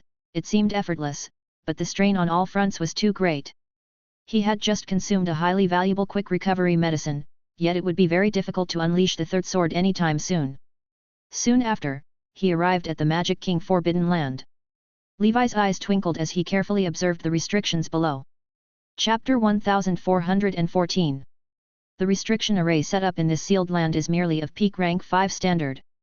But because it was arranged by the Thunderbolt Supreme Mage, it is indeed troublesome to break, and it might take some time. Never mind, let's just use brute force to blast it open. Given some time, with his knowledge, he would have been enough to break this thing. But right now, every second counted. Not far away, several archmages were making their way toward the Magic King Forbidden Land. Someone is trespassing in the Forbidden Land. Everyone, assemble in the Forbidden Land. Levi said to Lei Hu. Help me stop the others, try to keep them all within the Forbidden Land. Lei Hu, expressionless, charged toward those people. Lei Hu, what do you mean by this? To kill you. You. Everyone, heed my command, join forces to kill Archmage Lei Hu, she has been controlled by the evil mages before us. For a moment, the Forbidden Land was thrown into chaos. In the blink of an eye, Levi retracted his storm dragon armor. High in the sky, the thunderous storm clouds that loomed over the city vanished in an instant. What's happening? Could it be Lord Lei Shan has killed the intruders? It must be so, the enemy is dead, and the storm has dispersed. Thank goodness, we're saved. While the public celebrated. In the center of the city. Magic King Forbidden Land. The Crimson Emperor dragon armor materialized, with flames so ferocious they shot straight into the heavens. Levi pointed his hand toward the sky. In the sky, as soon as the thunderclouds had scattered, the burning clouds began to gather once more. Petal by petal, 30 red lotus petals condensed into being. The red lotus bloomed, and purgatory descended. An unrivaled crimson giant dragon phantom spanned the sky dome, its dominant gaze overlooking the entire city. Levi muttered to himself. I haven't tried the 30-petaled red lotus purgatory yet, this is my strongest attack to date. I wonder if it will be enough to break through the restriction. If not, then this task can only be completed by a level 6 expert. Under his control. The red lotus continued to shrink and compress, its aura becoming increasingly terrifying. Eventually, a palm-sized red lotus hellfire revolved in the palm of his hand. The energy fluctuations within were so intense that, if fully unleashed, they could likely destroy Ron City. The faces of the archmages in the Magic King Forbidden Land turned grim. What kind of technique is this? Retreat? Another supreme archmage is on his way, and when he arrives, this man is doomed. Run! Levi pressed his hand downwards. The tiny red lotus landed on the church's array restriction. In that instant, it was like the explosion of the universe. Terrible energy began to be released. The archmages of the Magic King Forbidden Land vanished in smoke and clouds, turned into nothingness. Dharma artifacts, supreme divine talismans, any method, all were pale and ineffective.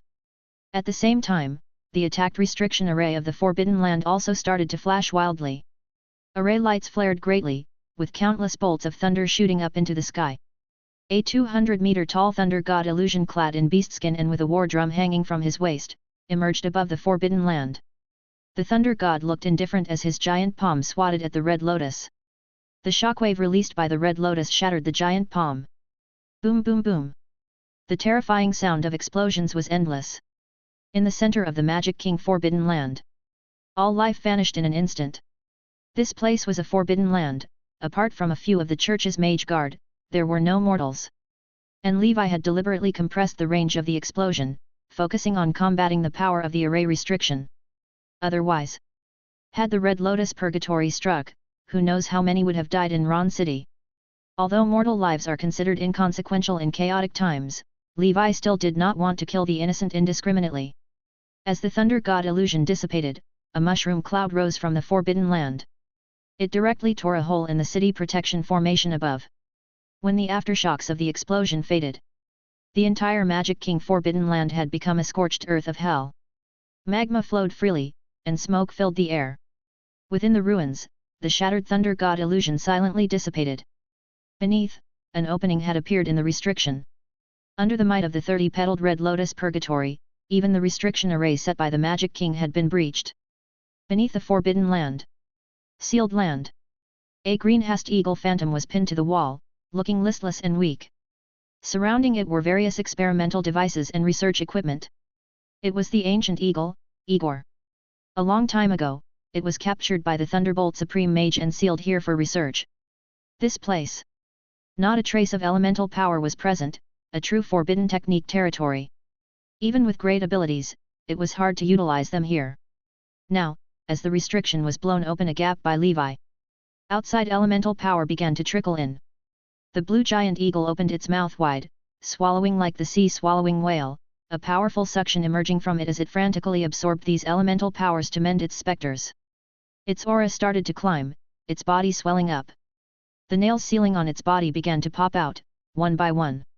I have been imprisoned for 500 years, and also expelled from my own homeland. In Igor's heart, the rage that had been suppressed for 500 years began to burn. Nurez, the damned Thunderbolt Supreme Mage who used it as an experimental subject and trampled on its prideful soul and dignity as the ancient eagle. Outside the Forbidden Land, Levi gathered the spoils of the Archmages, thinking to himself, my task is completed. This totem spirit might not necessarily be kind-hearted, better to leave early. He could sense. Below the seal, a mighty aura was reviving. It must be the ancient eagle. As far as he knew. Once it became a barbarian tribe's giant beast totem, even after death, it could continue to exist in the form of a totem spirit. A totem spirit is somewhat like a low-grade god, but its followers are limited only to the barbarian tribes. Chapter 1415.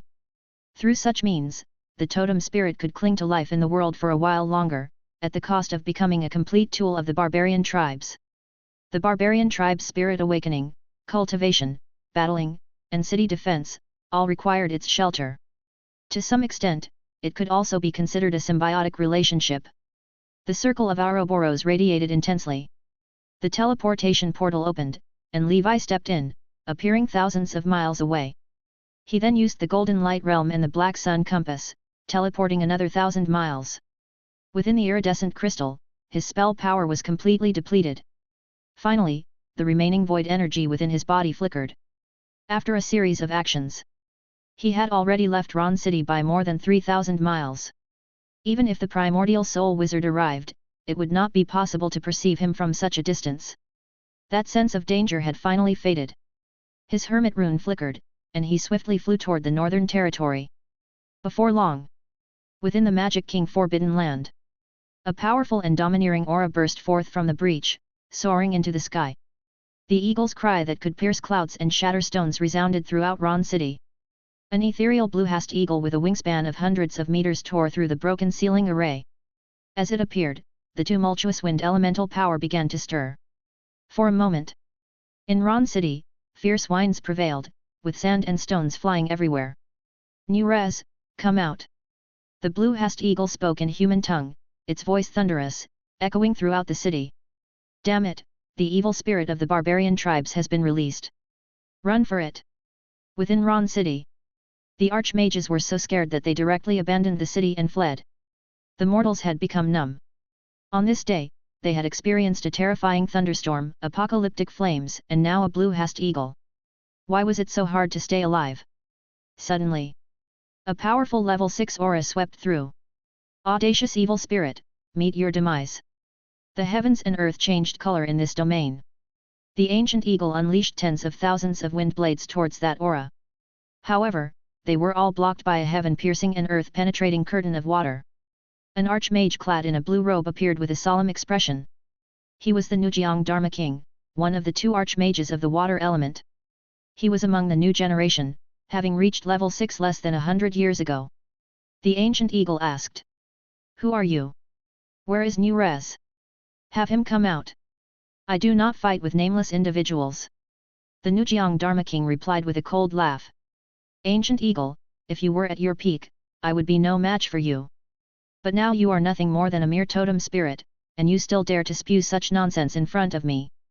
With a wave of his hand, the water elemental power between heaven and earth converged into a massive blue net, rushing towards the ancient eagle to destroy it.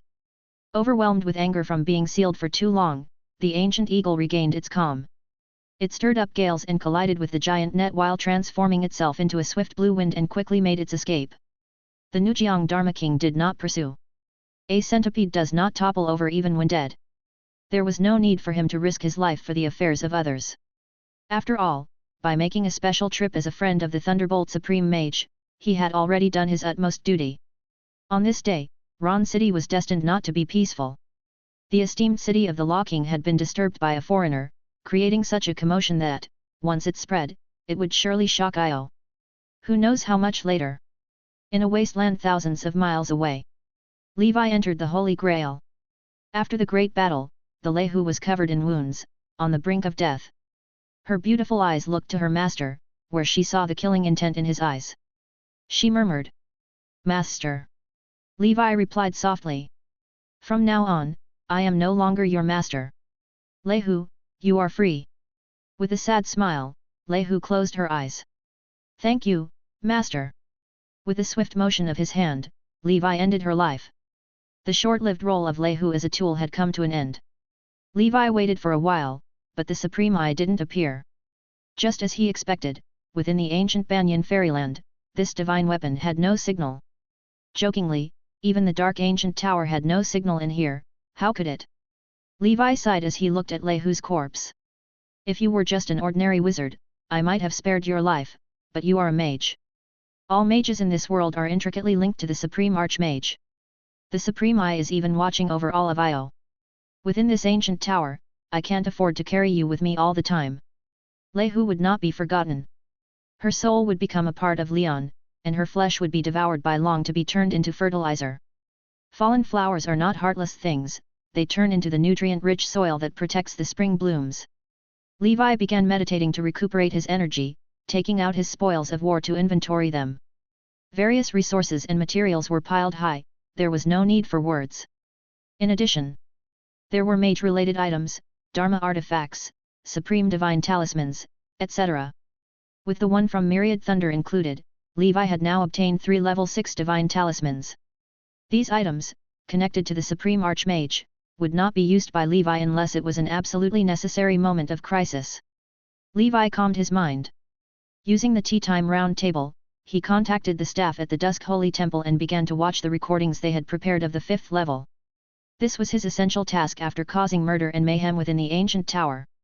Through this method, he would review whether he had exposed anything or if there were areas in his battles that needed improvement. After watching, he breathed a long sigh of relief. He did not see the projections of killing Lei Shan and Porter. Previously, while practicing in the underground world, he had killed a large number of peak level 5 black beasts. He realized that killing peak level 5 natives did not always result in a projection. It was random, all depending on the mood of the ancient tower.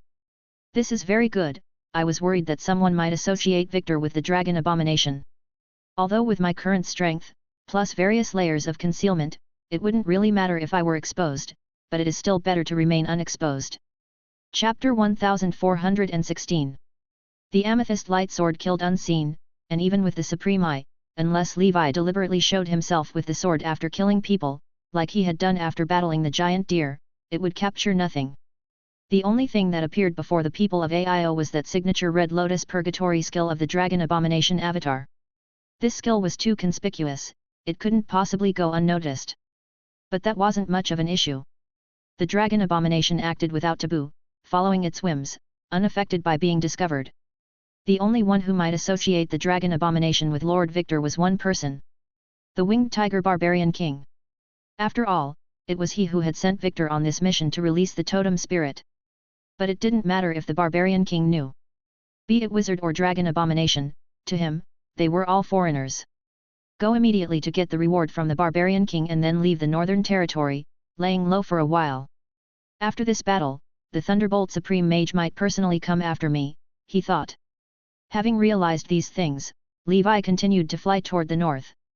In the south, barracks.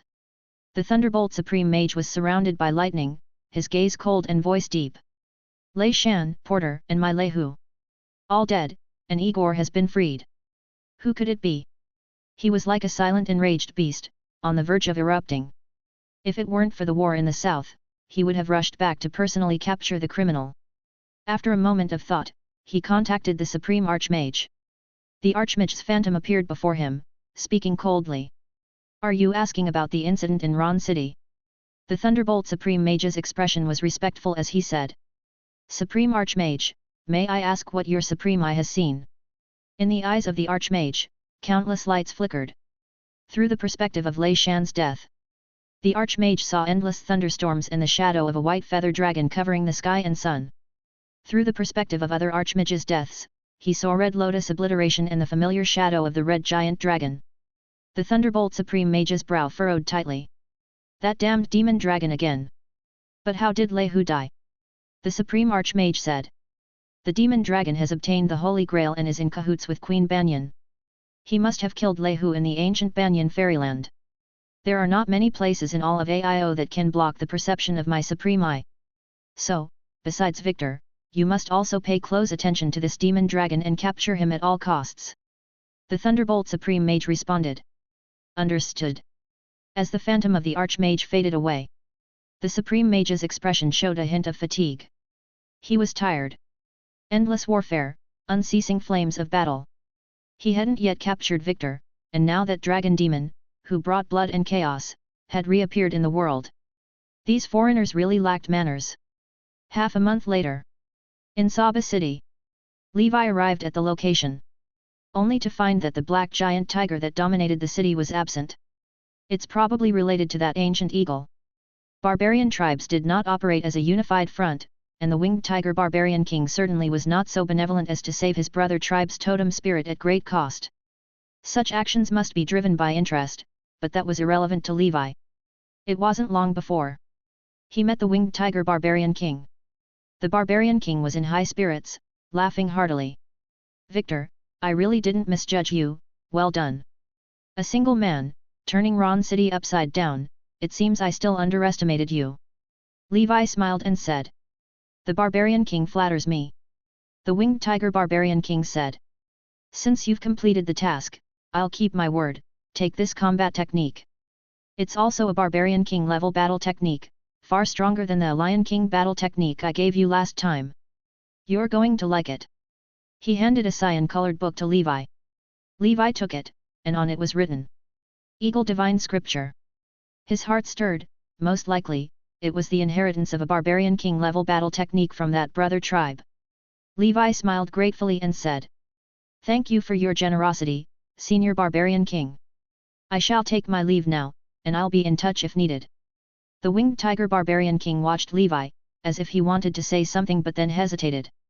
"You may go. The tasks ahead won't be as frequent. Take this chance to lie low for a while. As far as I know, the Thunderbolt Supreme Mage has already sent people searching for you." Levi's heart skipped a beat, and he thanked him earnestly. "Thank you for the warning, Senior. I'll be careful." The winged tiger barbarian king watched Levi's departing figure and murmured to himself. "Victor and that demon dragon is it a coincidence, or are they the same person?" That was the question the barbarian king had just wanted to ask, but once it reached his lips, he decided against it. If there was one truth he had grasped in rising to his current position, it was this: mind your own business. The ancient eagle has been devoured by the tiger ancestor. Now, we wait quietly for the tiger ancestor to advance to level 6 mid-stage. Once the timing is right, the two of us at level 6 mid-stage can join forces to forcefully suppress any enemy within the barbarian tribes. Unifying the Northern Territory, we can march on Chaos City and unravel the biggest secret of this world. The day is not far off. Nowadays, the empires are shaky and rotten to the core. They seem strong, but in reality, they are extremely fragile. Because of the foreigners, many Supreme Mages have started to doubt the Supreme Archmage, and their faith is no longer as devout as it once was. Some Supreme Mages are even harboring thoughts of rebellion. While it seems they are sending troops to the Northern Territory and the South, in reality, they are carving out their own domains to declare themselves kings. In the world under AIO's sky, the only one who can truly be considered level 7 is that one in the Archmage Tower. But reliable sources have confirmed that the Supreme Archmage is nothing but a fleeting soul residing in a statue. What he relies on are merely a few divine weapons. To put it bluntly, he's nothing but a paper tiger. The winged tiger barbarian king is young and promising, one of two barbarian kings at level 6 mid-stage within the barbarian tribes. The other is the Sky Corner clan's Heavenhorn barbarian king. For him, the biggest obstacle to unifying the barbarian tribes is that Heavenhorn barbarian king. Therefore, the timing that the winged tiger barbarian king is waiting for refers to the time when the Heaven Crystal Dragon Ant of the Sky Corner clan is in its dormant shedding phase. At that moment, he and the tiger ancestor, both at level 6 mid-stage, can easily overwhelm the Heavenhorn barbarian king. By killing the Heaven Crystal Dragon Ant and allowing the tiger ancestor to devour its totem spirit, although it may not advance to the late stage, it should surely solidify his power at level 6 mid-stage, deter other barbarian kings and giant beast totems, and prepare for the barbarian tribes to gather their strength to attack Chaos City in the future. The winged tiger barbarian king has been plotting these moves for a long time. His eyes were aflame with ambition as he looked confidently across the lands, his expression resolute, and he declared, "Within 10 years, the gods shall fall, and the world shall turn upside down." Holy Brilliance Calendar, 1221. Month of Harvest. AIO, West Sea. At noon, the sunlight was bright, and the sea breeze gentle. On a secluded small island, far from the ravages of war. Inside the shelter, Levi was cultivating. In his mind, the divine ring tower spun leisurely, with the horned bull star soul revolving around the iridescent crystals, orbiting ceaselessly day and night. Within the crystal, a chariot rune shaped like a heavenly horse shone brightly. A beam of starlight shot straight into the sky, establishing a connection with a distant heavenly star high above. Soon after, dazzling streams of starlight descended from the heavens, raining down upon Levi's head and pouring into him. It was noon, so the starlight wasn't as blinding as during the previous manifestation of the bull. As the starlight dispersed, a pristine white heavenly horse apparition, drawing an empty yet seemingly filled with mountains and rivers silver war chariot, looked down upon him. Chapter 1417, 0345 The Silver War Chariot tours the realms, with Nick the heavenly deity demonstrating divine power. Large chapter seeking monthly ticket subscriptions. Heavenly Pegasus Star Soul. Levi gazed at the majestic spectral image of the heavenly horse, his mind shaken. The Pegasus, rearing its head, exuded pride and charm, seamlessly integrated with the silver chariot it hauled, as if naturally born that way. The combination revealed an unusual aesthetic, radiating an ancient aura. Learning from the last experience with the strength rune. This time, he deliberately chose the middle of the day to cultivate the chariot rune to level 11. And just as with the strength rune, after reaching level 11, the chariot rune spawned a star soul. With this thought, he accessed the proficiency panel. Levi. Chariot rune, level 11, 1/300,000, special effect, Power of Pegasus Constellation, level 11, Star Sola Pegasus. Power of Pegasus Constellation, level 11. The rune language connects with Pegasus Constellation, star power enhances your speed, current speed enhancement is 100%.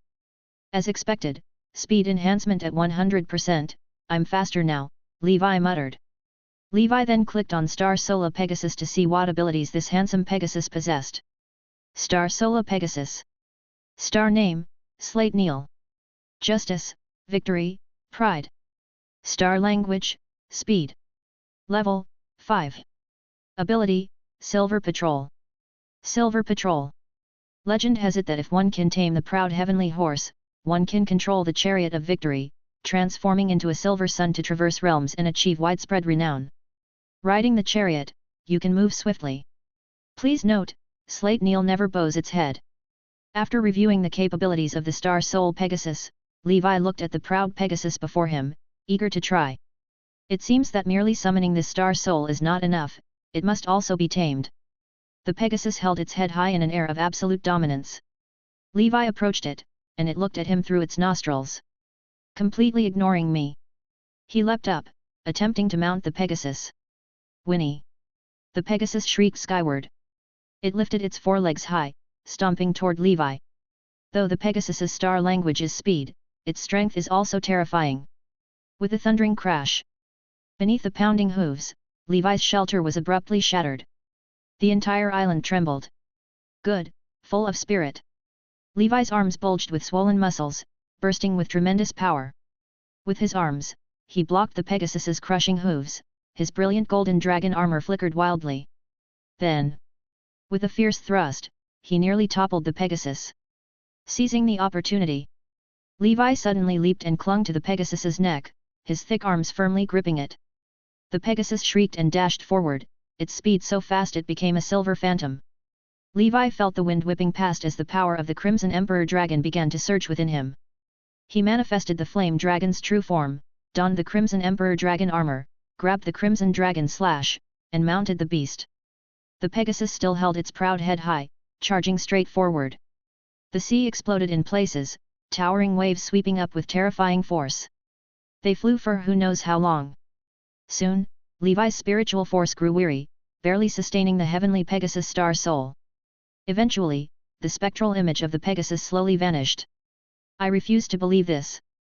The next day, after recuperating completely, Levi, his energy and spirit at their peak, summoned the heavenly Pegasus Star Soul once again. The Pegasus stood rearing, looking at Levi through its nostrils. Without a word, Levi unleashed the Flame Dragon's true form, boldly grasping the reins and mounting the beast. Let's go again. Not long after, Levi, annoyed, watched as the Pegasus spectral image dissipated again. He still had the strength to fight it, but his spiritual force just couldn't keep up. What I have most of all is patience. The third day. Another failure. However, Levi felt the heavenly Pegasus Star Soul was less haughty than before. So it went for a month. In this secluded sea, the contest between Levi and the Pegasus played out daily. On the 49th day, Levi once again summoned the heavenly Pegasus star soul. Before he even began to tame it, the Pegasus star soul suddenly knelt on its front legs but still held its proud head high, in a strangely dignified pose. Seeing this, it had submitted. Levi exhaled and smiled. So that's it, Slate Kneel will never lower its proud head. But it can kneel, that makes sense. The silver-white mane on the neck of the horse grew longer, stretching to the position of the silver chariot, turning into reins. Levi climbed into the chariot, pulling on the reins. Run, let's see how fast your maximum speed is. The Pegasus reared and whinnied, heedless of its path, and dashed forward fiercely. In an instant, everything rushed backward rapidly. Levi shouted excitedly. So fast, far surpassing the flying speed of a fifth circle perfection wizard. But is this your limit, proud Slate Kneel? How could the proud Pegasus tolerate such provocation? It shrieked loudly, its heavy breathing expelling streams of starlight. Subsequently, silver sparks began to spray from its four hooves. Levi's expression turned solemn. Are we starting a real acceleration now?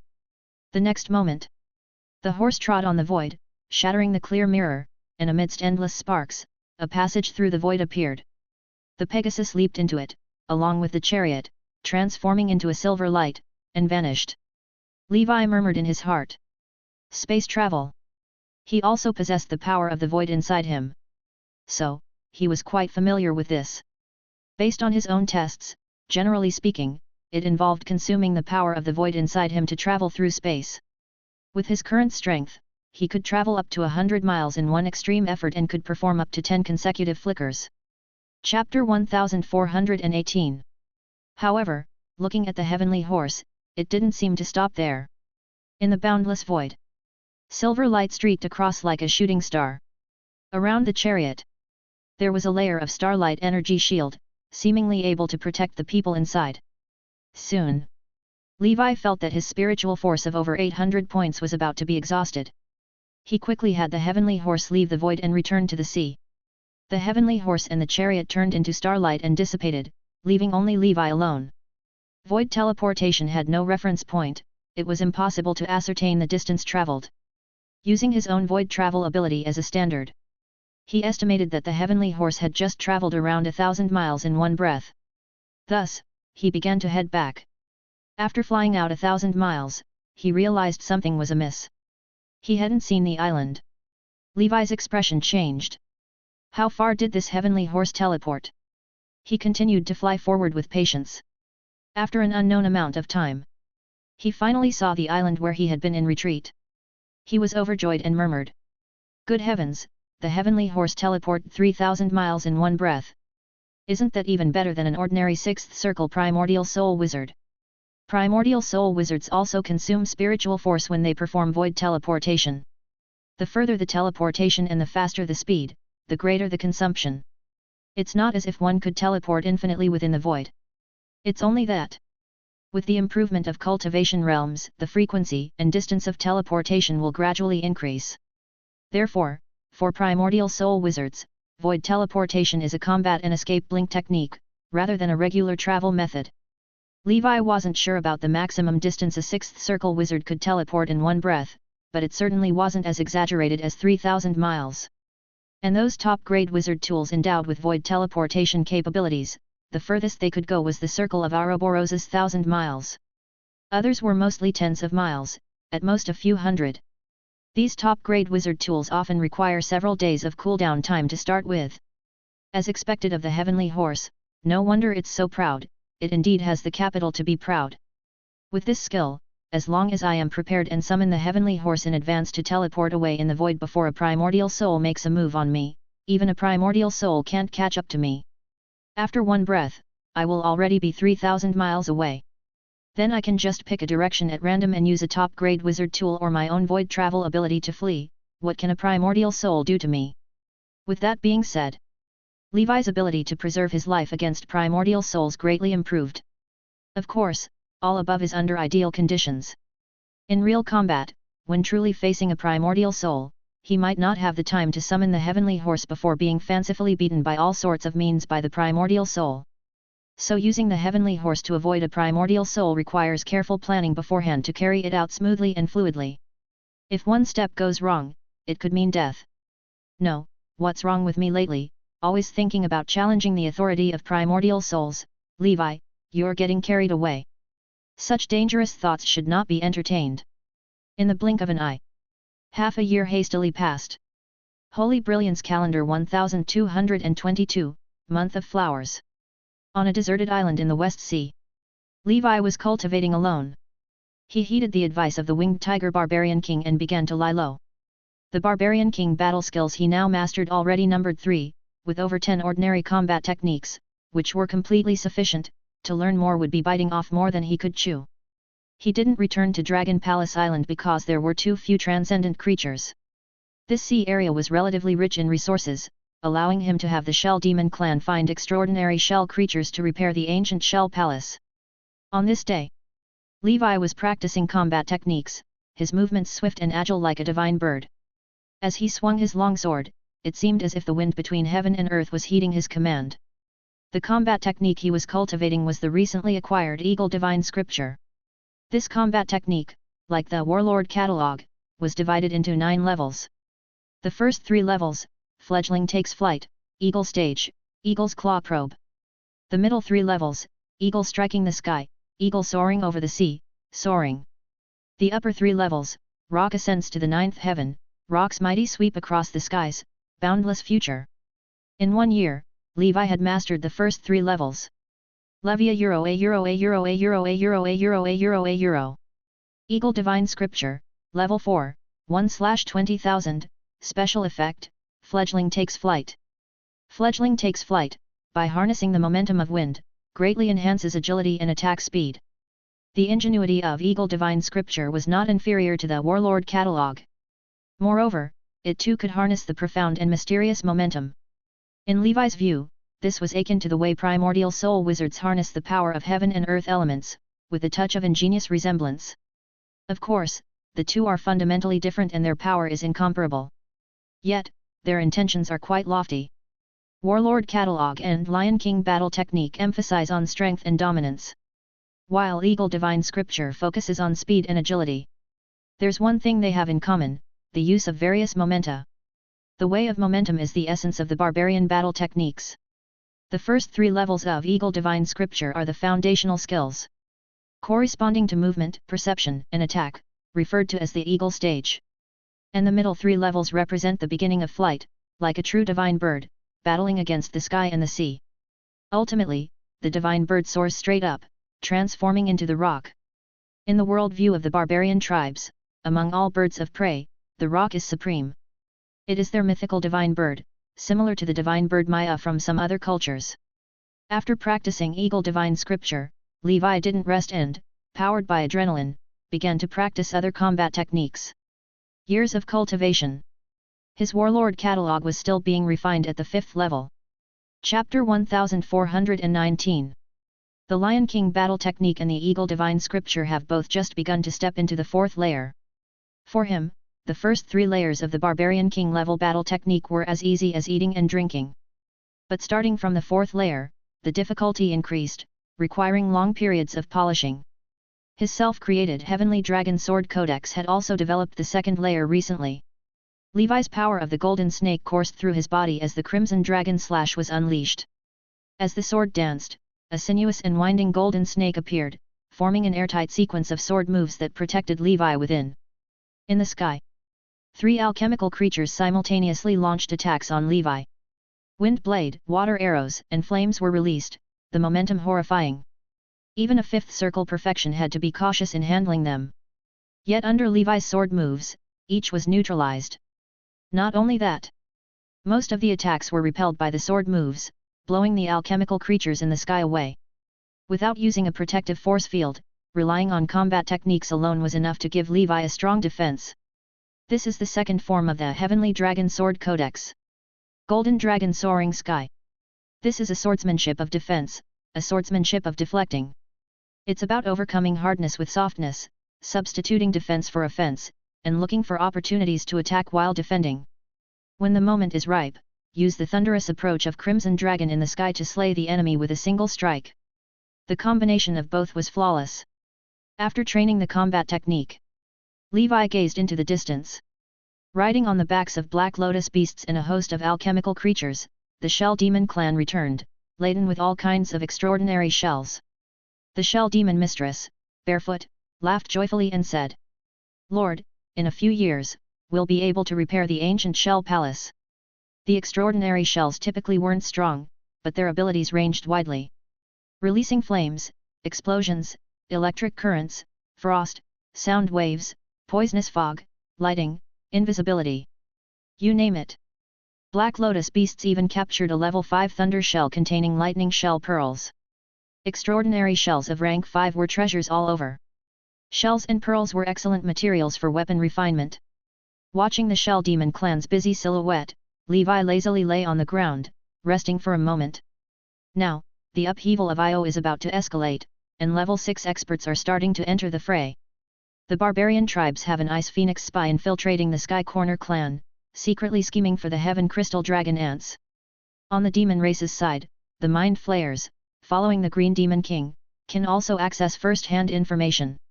The Nine Cities Alliance continues to recuperate, reluctant to attack the Amethyst race. They must be hatching some sinister plan.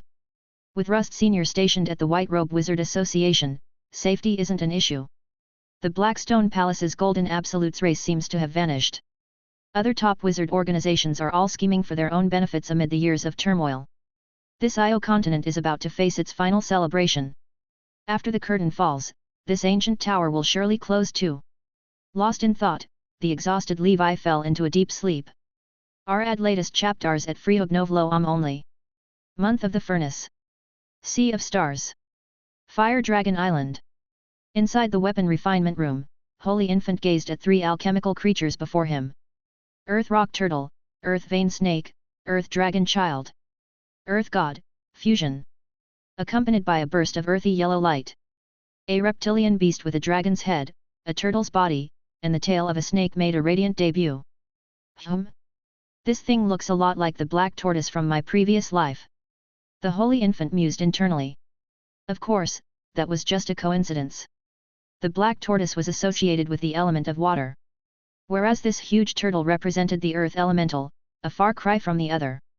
With Earth God completed, I can report back to my lord, and hand over the oddity tortoise's heart to him. Star Bazaar. The Holy Infant said. Mia, I'll be gone for a while, if anyone comes looking for weapon refinement, just say I'm in seclusion. Mia nodded, propping her chin, gazing at the departing silhouette of the Holy Infant. Ice and Fire Island. Inside the secret room. There was a red and blue bath, balanced and harmonious like a yin-yang fish. 2 beautiful nude figures sat opposite each other within it, meditating.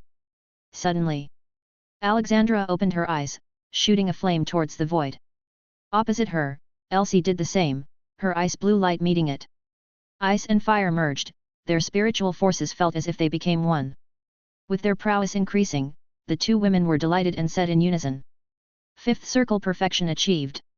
They placed their palms on the Klein crystal ball. Their spiritual forces both shot up to 900 points. That was the minimum standard of 5th circle perfection. Although they couldn't compare with those at the 1000 point maximum. But looking at the 5th circle wizard community, they were already at the pinnacle. Splashes scattered, as Alexandra, the beauty, stepped out of the bath, standing bare without any hint of shyness, remarking. The path of dual cultivation is surely miraculous. Elsie blushed and chided. Put on your wizard robe first. With a wave of her hand, she dressed Alexandra. Then she herself rose from the water and donned a blue wizard robe. Alexandra said. Now that we have both achieved 5th circle perfection, and together with our combined spells, we should be regarded as invincible below the level of primordial soul, right? Elsie replied. With our innate spells and the bloodline of the dragon, as long as we don't provoke anyone with a primordial soul. Here on Io, indeed we can do as we please. But, as far as I know, during our seclusion, Io continent has seen the rise of another extraordinary character. Alexandra asked. Are you talking about Death's Blade, Victor? Elsie confirmed. Yes, miles away he slayed the myriad thunder archmage with a single strike, it's truly unimaginable. Chapter 1420. Alexandra sighed. Ah, It's so disheartening, how come such demonic beings keep emerging one after another in this ancient tower? First, there was the three-headed dragon abomination, who alone battled against a multitude and slaughtered the era's prodigy, Simon. Then came Death's Blade, who from dozens of miles away, remotely slashed the myriad thunder, creating his unique flying secret sword cult. Upon hearing this, Elsie couldn't help but feel discouraged. Indeed, the maximum combat power below the primordial soul is repeatedly broken by these freaks. Could it be that one day, someone could indeed equal a primordial soul with merely a 5-ring body? Alexandra shook her head. It shouldn't be possible, but there could indeed arise individuals who dominate an era under the primordial soul. As the saying goes, I am invincible below the primordial soul, above it, I dare not provoke. Elsie rallied her spirits and said, Alexandra, ever since witnessing the path of Rust Sr., I have also wanted to attempt the path of the 9 talents. According to the studies of our School of Frost, the average lifespan of us dragon descendant wizards is around 1200 years. We sisters are still young, and we still have plenty of time to explore the 9th talent. Moreover, if we are lucky in the future, we might directly consume a Morning Star level oddity to awaken the 5th circle talent. Not to mention, the 9 talents could benefit us in breaking through to the primordial soul. How do you feel about pursuing the path of the 9 talents together? Even after reaching the 5th circle, learning existing spells as talents is time-consuming and strenuous, and the 9th talent even more so. Not to mention, as geniuses like them, it is generally required to originally create talents that are most suitable for themselves, which is exceptionally difficult. Among the primordial spirits, those with 7 or 8 talents are quite common, and those with 9 talents aren't exactly rare either. However, those who completely originate the 9 great talents are as rare as a phoenix's feathers and a unicorn's horns. It's almost as rare as advancing to primordial soul with just 6 talents through sheer dumb luck. Alexandra said. That makes sense. If not in 100 years, then in 200 years, I refuse to believe we can't figure it out. Plus, I've also come up with a design approach for the 9th talent. In her hand materialized a crimson lava secret sword. Together with the secret ice sword in Elsie's hand. The two simultaneously said. Flying secret sword cult. Rust Island. The Rust Dragon Wizard had just completed the shallow refinement of his weathered soul artifact, the Rusty Sword. Following the level of primordial soul, even though there are occupational specializations, even ordinary primordial soul wizards would have some weapon-making skill. The reason is simple. Other wizard tools can be refined by others. However, the soul artifacts crucially linked to themselves must be personally refined to unleash their fullest power. This is akin to the principle that innate spells are best when originally crafted.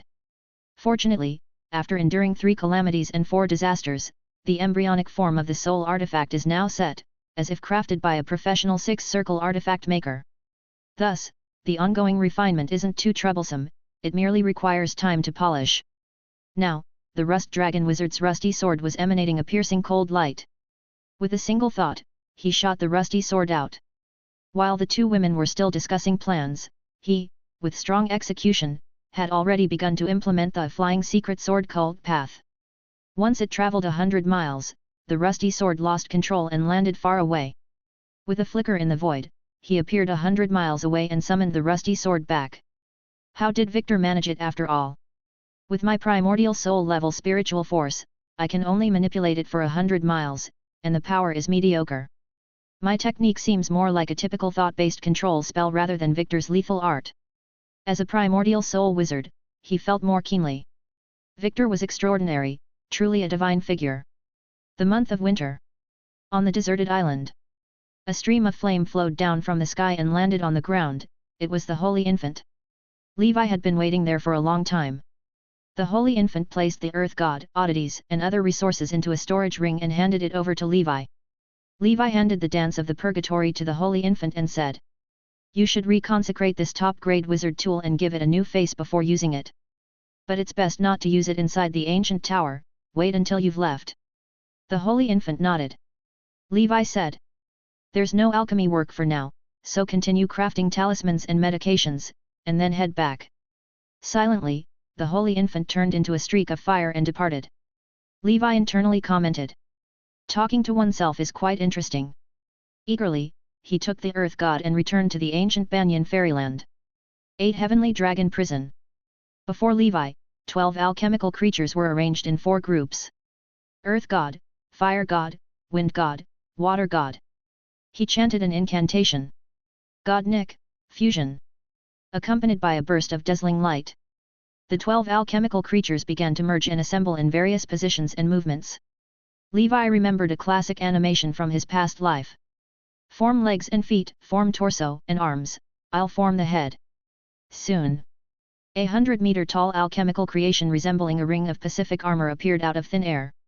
With antler-like eyes and turtle-patterned armor, its physique was well-proportioned and its face expressionless. In its left hand a staff, in its right a large sword, behind its head a circle resembling the sun. This is indeed God Nick, truly possessing a divine aura. He waved his hand grandly, sending numerous ether stones rapidly into the body of God Nick. With the strength and power of Thunder Rock, it couldn't control God Nick. That guy alone was already at his limit controlling the Wind God. In the future, I still need to find a peak rank 5 elemental spirit to serve as the pilot. Levi stuffed about 100,000 ether stones into it. With his current reserve of 30 million ether stones, he could certainly afford it and did so lavishly. Chapter 1421. He looked toward the transcendent creatures within the 8 heavenly dragon prison and asked. Generals, who would like to test the strength of my alchemical creature? The Ganon-Kui brothers hurriedly responded. Lord Dragon King, our strength has recently improved, let us try. Levi glanced at them and said. Not bad, Ganster, you have reached the middle stage of level 5, Wen and Kui, don't fall too far behind. The middle stage and late stage of level 5 are both 5th circle senior strengths. One is just stepping in, and the other is making small achievements. And the peak level 5 is 5th circle perfection. After preparing, the 3 brothers united and attacked the God Nick. Earthquake wave. 3 earth-shattering pulses joined together, creating a terrifying momentum. God Nick remained immovable like a mountain, and casually struck with one palm. A yellowish earthen shield formed around him. Then, a powerful reverberating force sent the earthquake wave rolling back, effortlessly knocking the 3 brothers away. The Black Lotus beast laughed heartily. Ha ha ha. The brothers were shocked. This giant metal mass hadn't even moved, and they were already down. Levi nodded slightly. This shield of defense and rebound just now, clearly is the ability of Earth God. Among the 4 gods, the Wind God is agile, the Water God is gentle, the Earth God is robust, and the Fire God is fierce. Movement, control, attack, physical defense, rebounding. All strong traits concentrated in one alchemical creature. Levi suddenly realized. Isn't this just like an alchemical version of myself? LeMay's ambition in creating this creature is not small. He is trying to achieve the path of earth, fire, wind, and water fusion through alchemical creatures. He suddenly recalled. In Lemur's alchemist hut, a level 5 alchemical creature represents earth, fire, wind, and water. A level 6 alchemical creature represents frost, lightning, and metal. Following this deduction, the level 7 divine weapon titan is likely similar to a chaos alchemical creature. Brilliant, this God Nick is very likely the first generation divine weapon titan developed by LeMay. Levi increasingly admired the wisdom of this alchemy master. Meanwhile, the Black Lotus beast, eager for a fight, said. Lord Dragon King, let me try. Don't worry, I definitely won't hurt your alchemical creature, I haven't battled in a while and have some excess energy. Levi smiled crookedly and said. Black Lotus beast, don't be too confident, who gets injured is still uncertain. If my God Nick hurts you, don't blame me. Instantly, the desire for victory within the Black Lotus beast ignited. Good. With Lord's word, I'm reassured. Levi clapped his hands and said. God Nick, go, let them witness what is called a man's romance. The battle today is like Godzilla facing off against Mechagodzilla. With every action, God Nick seemed like a deity, staring at the mountainous Black Lotus beast with flickering eyes. Boom! The 2 giant creatures collided fiercely, sparks flying, a ray trembling. Immense strength continued to emit from the claws, tail, head, and shoulders of the Black Lotus beast. God Nick, unperturbed, physically grappled with the steel body of the Black Lotus beast. The Black Lotus beast was astonished. Such an extraordinary physique. Among level 5 creatures, besides dragon abominations, purple crystals, and other alien races, only Lord Dragon King could physically grapple with it. Now, an alchemical creature was added. After the melee battle, the Black Lotus Beast, unable to subdue God Nick, had energy surging within it, finally erupting from its mouth. The Annihilation Breath, on par with Levi's Destruction Golden Light, arrived in an instant. God Nick remained unfazed. Winds, flames, seas, mountains, all these anomalies appeared simultaneously around it, merging into one. Shield of Nick. A white giant shield was erected. Boom! The Annihilation Breath, which even fifth circle perfection would not dare to withstand directly, struck the shield, and an explosion ensued, sweeping across everything. Eventually, cracks appeared on the shield, but it did not shatter. The Black Lotus Beast stood there in disbelief. It truly blocked my Annihilation Breath head-on. Until now, only Lord Dragon King could withstand his Annihilation Breath without injury. Now, God Nick could too. The shield dispersed. The chest of God Nick. Powers of four colors converged together, emitting a brilliantly dazzling white breath toward the Black Lotus Beast. Light of Nick. The Black Lotus Beast countered with the Annihilation Breath. The black and white energies collided between heaven and earth. God Nick on the left, Black Lotus Beast on the right. As the saying goes, from ancient times, the one on the left loses in a clash. But not this time. The mechanical roar of God Nick, the white breath intensified, overpowering the black breath. Boom! The white breath surged upward, breaking through the black. The residual force of the breath sent the Black Lotus Beast flying, directly smashing the array and shooting out. The mountainous body collapsed under the ancient banyan tree, the earth cracked, and dust soared. Mana fell from the tree, looking at the charred chest, scattered scales, and muddled flesh of the Black Lotus Beast. She sighed, while healing the giant beast's wounds with green energy, she said with a cry and a laugh. "What were you doing in the array again?" The Black Lotus Beast laughed heartily, enduring the severe chest pain, and stood up. "Thank you, Senior. We weren't doing much, just routine training, it's my fault for disturbing the Senior." Meanwhile, the glow of God Nick gradually dimmed. A cloud of dust sprayed from its mouth, drifting with the wind. This was the residual powder after the ether stone energy was exhausted. This shot had cost tens of thousands of ether stones. But Levi didn't mind this. He looked at the Black Lotus Beast and frowned. Chapter 1422. Black Lotus Beast, you didn't know how to get out of the way either. If it wasn't for the Annihilation Breath neutralizing most of the energy, that blast would have had you bedridden at home for 3 years to recover. Black Lotus Beast touched his forehead, moved in his heart, and said, "Lord Dragon King, I'm fine, thank you for your concern." Levi sighed and said, "Go and heal, drink more spring water, take all these healing potions. In future battles, don't always face attacks head-on." Black Lotus Beast, rough-skinned and thick-fleshed as he wasn't gravely hurt by such wounds, but he still needed time to recuperate. "Thank you for the teachings, Lord Dragon King, I understand." Black Lotus Beast, in pain, went back to rest quietly. He looked at the God Nick that had defeated him and thought to himself, "I need to push myself to advance to level 6, otherwise I would not even be able to defeat the alchemical creatures of Lord Dragon King, and I would be of no use to him." Levi looked at the motionless alchemy creation of 100 meters. "Indeed, the strength of God Nick hasn't disappointed me. If not considering the Red Lotus Hellfire, this nuclear weapon, and the charged-up amethyst light sword, my three-headed dragon god form might only be able to draw with it. And if we solely discuss the path of the wizard, I'm not even a match for God Nick. Of course, all this assumes that God Nick's energy is ample for it to keep using its 2 trump cards, Shield of Nick and Light of Nick. From now on, I'll just throw enemies directly into the array. God Nick and Black Lotus Beast, these left and right protectors, can unreasonably and violently suppress all enemies below the primordial soul without Levi needing to lift a finger." Upon seeing Levi in a good mood, Mana smiled and said, "The pleasures of you men are indeed hard to fathom." Levi chuckled, armor and such were indeed cool. Mana instantly moved in front of Levi. She opened her palm, revealing a small, somewhat shattered knight's sword with dim runes.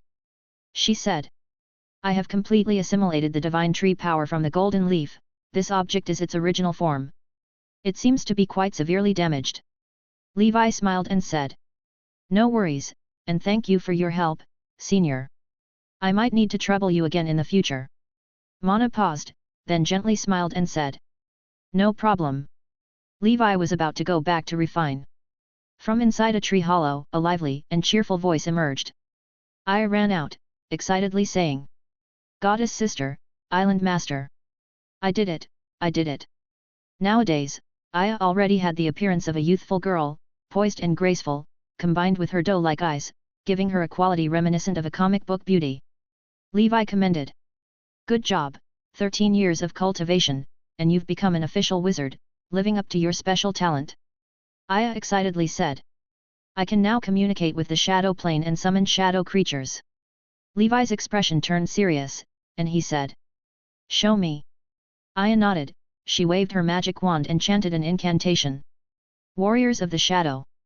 Upon the completion of the incantation, from the shadows behind her, 3 shadow soldiers emerged, each with strength around level 1, and their slender figures began to materialize.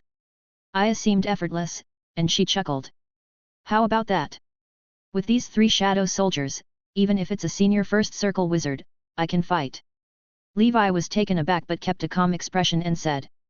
Not bad, keep it up. Encouraged by the praise, Aya took the shadow soldiers to search for a practical fight against level 1 alchemical creatures within Fairyland. Back to the small stone pond. Levi pondered. As I know, summoning shadow creatures by communicating through the shadow plane using spells is something that only second circle wizards or beyond are capable of. Aya has just reached the first circle and she can already do it. It seems her shadow talent is even more terrifying than I had imagined. He remembered the anomaly of the Crown of Darkness detected that day. This unknown talent definitely had a significant origin. If Aya's mother were here, she might know something. Now, it remains an unsolved mystery.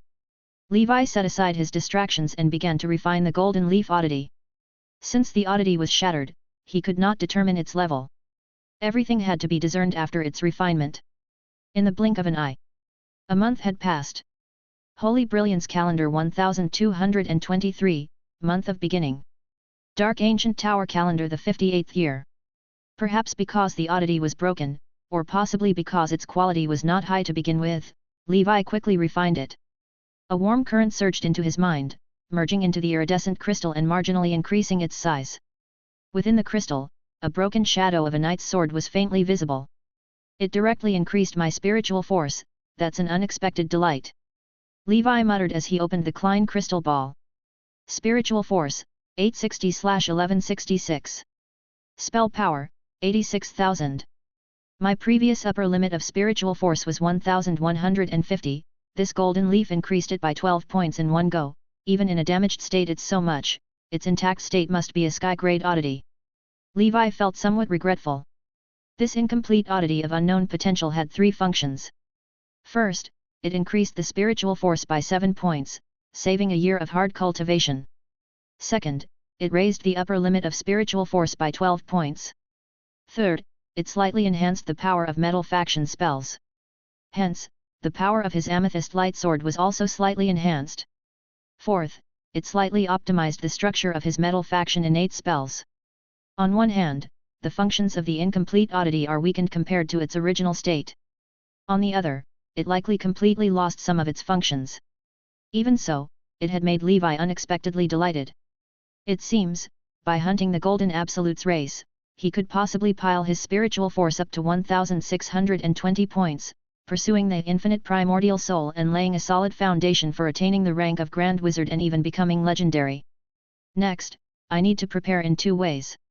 First, use the relationship of the White Robe Wizard Association to acquire more golden leaves through Holy Infant.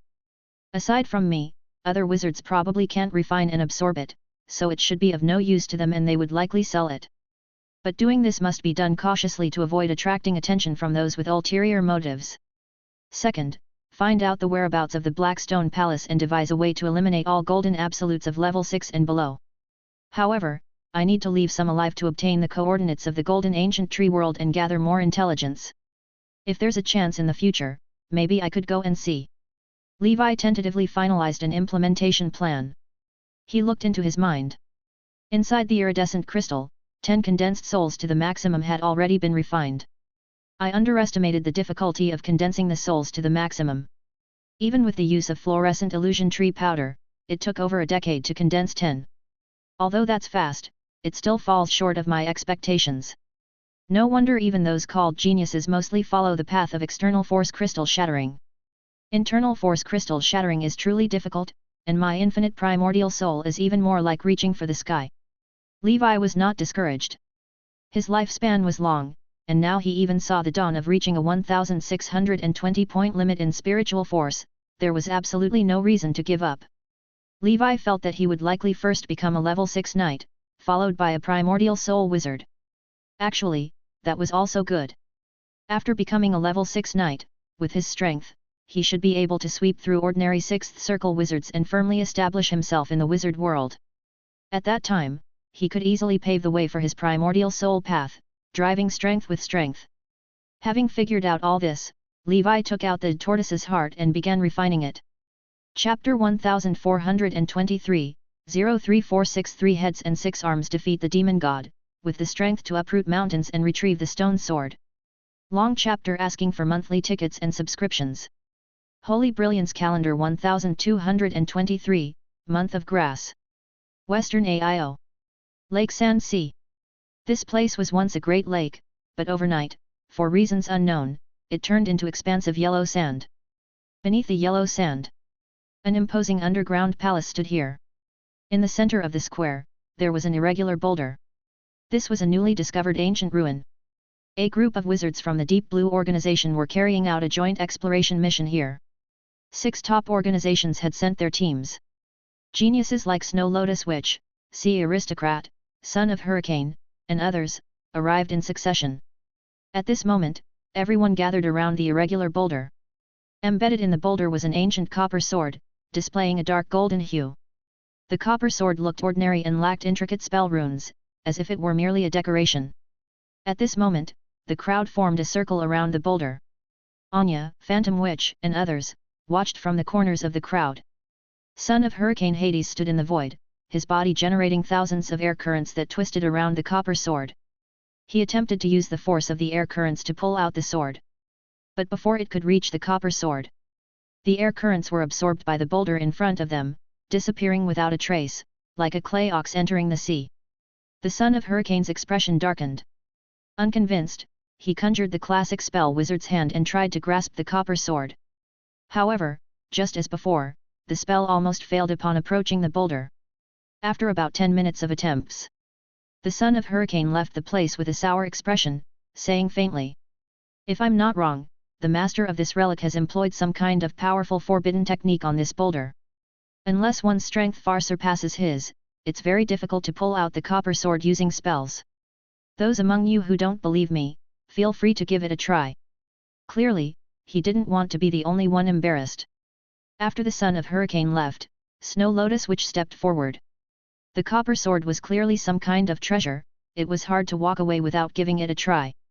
With a delicate shout, a ring of green light emanated from her mind, circling around her. A green scarf-shaped top-grade wizard tool flew towards the copper sword. The wizard tool entwined around the sword, and Snow Lotus Witch was momentarily overjoyed, beginning to pull it back. However, she found that no matter how much force the scarf exerted, the copper sword did not budge. Her spell power continued to deplete rapidly. She withdrew her wizard tool and said faintly, "Lord Hades was right, even wizard tools are ineffective. It's clear that the treasure left by the master of this relic was not intended for us wizards." Such situations were actually quite common. Wizards who traveled through different planes and were unfortunately trapped in foreign lands would use this method to select inheritors, passing on treasures to a destined wizard one day, rather than to alien races. A round of top geniuses took turns trying, all ending in failure. Finally, the Sea Aristocrat laughed out loud. "Let me handle this, ha ha ha." He was a body refining wizard, and although he also relied on spells for body refining, he presumably had an advantage over ordinary spell wizards. Runes for body refining flickered on his body, his arm grasped the hilt of the copper sword, his muscles bulging visibly. The crowd watched attentively, feeling that, with the Sea Aristocrat's stance, there might really be a chance to pull out the sword. For a moment, the top geniuses became somewhat anxious. The Sea Aristocrat roared, "Rise!" He could feel that, although his body tempering technique was also affected, it was not as severely as ordinary spells, and perhaps he really had a chance to pull it out. 3 minutes later, the copper sword seemed to tremble slightly, the sea aristocrat was overjoyed. 8-armed demon god. He burst forth with full strength, and 8 thick arms emerged behind him. The 8-armed demon god body tempering technique was fully activated. Rise, you are destined to be mine. 20 minutes later. After intense use of the body tempering technique, the sea aristocrat was depleted in both spiritual force and spell power, the body refining runes began to dim. And the copper sword, aside from trembling slightly, showed no sign of being pulled out. As the exploration of the relic had just begun, he couldn't afford to expend all his energy here.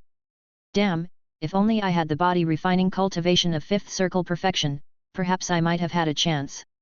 6th ring body refining cultivation, surely there would be no issue. He reluctantly let go of the copper sword, and the surrounding people shook their heads. What sort of origin does this treasure have? If even Meng Gong can't do it, within the Deep Blue organization, apart from that level 6 elder wizard, no one else stands a chance. It's said, according to local legends here, that whoever can pull out this sword is qualified to become a king, though who knows if it's true. Sigh, let's forget it and continue exploring the relic. Such treasures are like this, those who are destined obtain them. For those who are not, even seeing the treasure, they can't take it. That's what they said, but after the top geniuses left, other 5th circle wizards also went up to try their luck. Ultimately, each left dejectedly. The top geniuses gathered together to discuss, and finally decided to report this matter to the level 6 school leader to have a try. Once they left the ancient tower, the rare treasure would be auctioned, and the proceeds would be split among all parties. Although that leader was also a spell wizard, his realm was higher, so he might still have a chance. If he couldn't do it either, then this treasure would likely only be obtainable by those cursed purple crystal race. This exploration was very secretive. Apart from the Deep Blue organization, no other forces were aware of it. They would rather let the treasure rot here forever than let the purple crystal race get a hold of it. Eventually, the number of people in the square dwindled. Chapter 1424. The Phantom Witch patted Anya on the shoulder and said, "Let's give it a try too. Since we're here, what if by some stroke of luck, you turn out to be that legendary child of destiny?" Anya responded with a bitter smile. "Stop joking, I've never held out hope for my luck. If a 5th circle wizard hasn't succeeded, what chance does a 4th circle wizard like me have? Forget about it." Ignoring his objections, Sierra grabbed Anya by the hand and rushed forward. "I'll try first, then you give it a shot." Harboring a slim hope, Sierra gave it a try. Watching her 5th ring spell get absorbed by the giant stone, she rolled up her wizard robe and tried to pull the copper sword out with her fair, tender hands. Obviously, it was to no avail. Anya did the same as she had done, spells proving ineffective. He approached the copper sword and had just placed his hand upon it. The copper sword trembled slightly, followed by a sudden flash of golden light, which quickly disappeared without a trace. This left the wizards queuing behind them stunned. Damn it, could this brat actually get it? Who is he? What was that golden light? Sierra's expression grew serious. Could it be that this treasure is fated for Anya? To be honest, this was entirely beyond Sierra's expectations. Anya frowned slightly, looking at the giant stone before him. The copper sword remained firmly in place, not budging an inch. He chuckled to himself, how could he possibly pull out the stone sword that even sea aristocrats could not? Sierra transmitted her voice to him. "Anya, what's happening? Are you all right?" Anya replied. "I'm fine. I'd like to put an end to the mission for now and return to assemble space. I'll let the team leader deduct my contribution points. As a member of Assemble, one can't simply come and go on a relic exploration as they please." Sierra said. "We should go find the Snow Lotus Witch." After the two left, the other wizards breathed a sigh of relief. "I thought the copper sword was going to be taken, it turns out it was just a false alarm. But what was with that golden light just now? Could it be that there's some treasure inside the copper sword that this kid got his hands on?" All at once, gazes followed Anya's retreating figure. Meng Gong's expression showed suspicion, and he approached the copper sword again. "Why could that boy cause a reaction from the copper sword, but I can't? I'm the #1 person in body refinement among the younger generation of the Ocean Abyss Alliance." After another unsuccessful attempt to pull out the sword, Meng Gong pondered while looking at Anya's back. There must be some secret about this guy. Several days later, The exploration of the relic was completed. Inside the underground palace, the Deep Blue organization reaped a substantial harvest. The only disappointment was that no one pulled out the copper sword treasure. As the wizards left, the upturned underground palace once again fell silent. On this day, a blue-robed wizard arrived at this place. He was old and frail, seemingly not far from his life's end. Yet, his presence was unquestionably that of a primordial soul wizard, albeit ordinary at the 6th circle level. He stared at the copper sword, his eyes full of vitality. Indeed, this is a rare treasure. This method is definitely not something refined by wizard civilization. I heard that Roman obtained a 6th level treasure from the ancient tomb race. Now it seems that this treasure rightfully belongs to our ocean school of thought.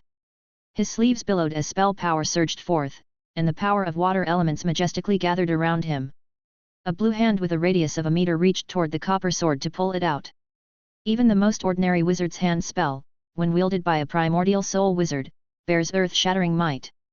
As such, when primordial soul wizards bully the weak, they prefer to slap them with the wizard's hand. It's simple and brutal. Yet, before the hand could even get close to the copper sword, a mysterious force from the giant stone directly shattered it. The old blue-robed wizard was taken aback. Could the owner of this relic be a 6th circle peak, or even a 7th circle or higher from alien races? Otherwise, with his cultivation, he should not be unable to break through the technique of someone already dead. In theory, it's unlikely that Io, who is from the 5th level and at the 7th circle of alien races, would be left here. Only the Supreme Archmage, a native, is suspected to be a 7th circle existence. The old wizard cast other abilities, including his innate spells and primordial soul spells, using all the tricks in his arsenal, yet, he could not pull out the copper sword. This underground palace might be an ancient relic of an alien race that was inadvertently absorbed into this place by the ancient tower. This stone sword has probably existed even before entering the ancient tower. The old wizard shook his head. Enough, enough, this item is not fated for our ocean school of thought. Let it be left for someone destined to come along in 1,000 years, by then I hope a wizard can be the first to claim this treasure before the alien races. In the underground palace, only a sigh was left behind. Month of grass. West Sea deserted island. A place of seclusion. Levi's eyes were tightly shut. In his mind, an iridescent crystal slowly spun on its own. Amethyst light sword, black sun compass, golden light realm, flame gathering pot, and other top-grade wizard tools or treasures, orbited around the iridescent crystal. The heavenly Pegasus star soul and horned bull star soul, one galloping with its head lifted, the other charging straight ahead. Inside the divine ring tower, a small world had essentially been created. Within the iridescent crystal, a shadowy image of a land turtle wandered. Around it, there were as many as a dozen or more shadowy images of truth oddities. If other wizards were to see this, they would probably die of jealousy.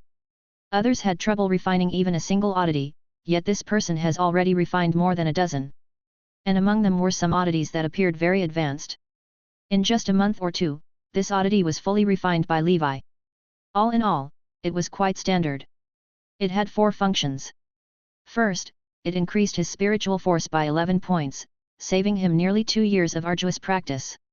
Second, it enhanced the power of Earth faction spells. Third, it could give birth to a 3rd circle Earth element innate spell, but Levi already had his limit filled. So, it instead further optimized the innate spell, Earth Dragon Barrier.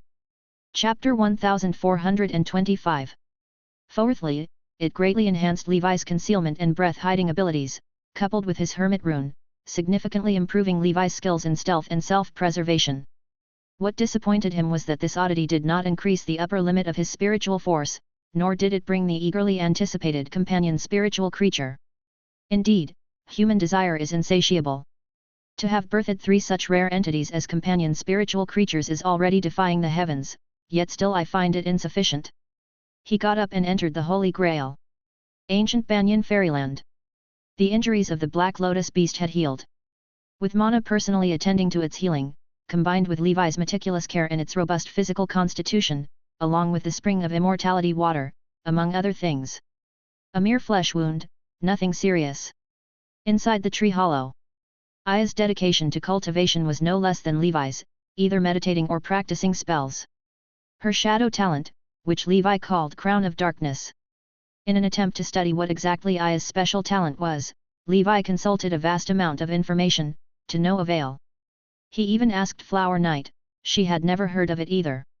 Unlike regular elemental affinity talents, the wizard world had not set a clear scientific standard for special talents. However, generally speaking, wizards, based on the levels of truth oddities, roughly divided them into categories, low, mid, and high. The lower special talents, their effects were akin to those bestowed by the earth, sky-level oddities, like the Iron Will talent Levi acquired from the Broken Sword. Similarly, there are some elemental affinity talents born from special extraordinary bloodlines. Overall, these talents are not very strong, but they are much better than having none. The talents from Morningstar level oddities are considered mid-grade. Without a Morningstar level oddity, obtaining such talent would depend on one's reincarnation status. For instance, Anya's Bronze Blood would be above mid-grade. Other top talents, like Simon's Prince of Fire and Snow Lotus Witch's Water Flower, should all be in this tier. These top talents advance so rapidly in their cultivation because of the combination of Children of the Elements plus special talent. Such compounding buffs could uplift even a pig. That's why some top talents have poor attitudes but cultivate very quickly. There's no helping it, they're spoon-fed by the gods. Hence, a Morningstar level oddity capable of bestowing special talents can indeed allow one to defy fate and transform drastically. As for the Bright Moon, Radiant Sun level oddities, the talents they produce are definitely high tier, if not top tier. However, such oddities are rare even for a primordial soul wizard to encounter. Not to mention legendary artifacts, since the appearance of the ancient tower, no one has yet acquired such an oddity from here. Looking at the history of the wizard world, those who obtained such oddities, provided they didn't die young, invariably achieved high accomplishments.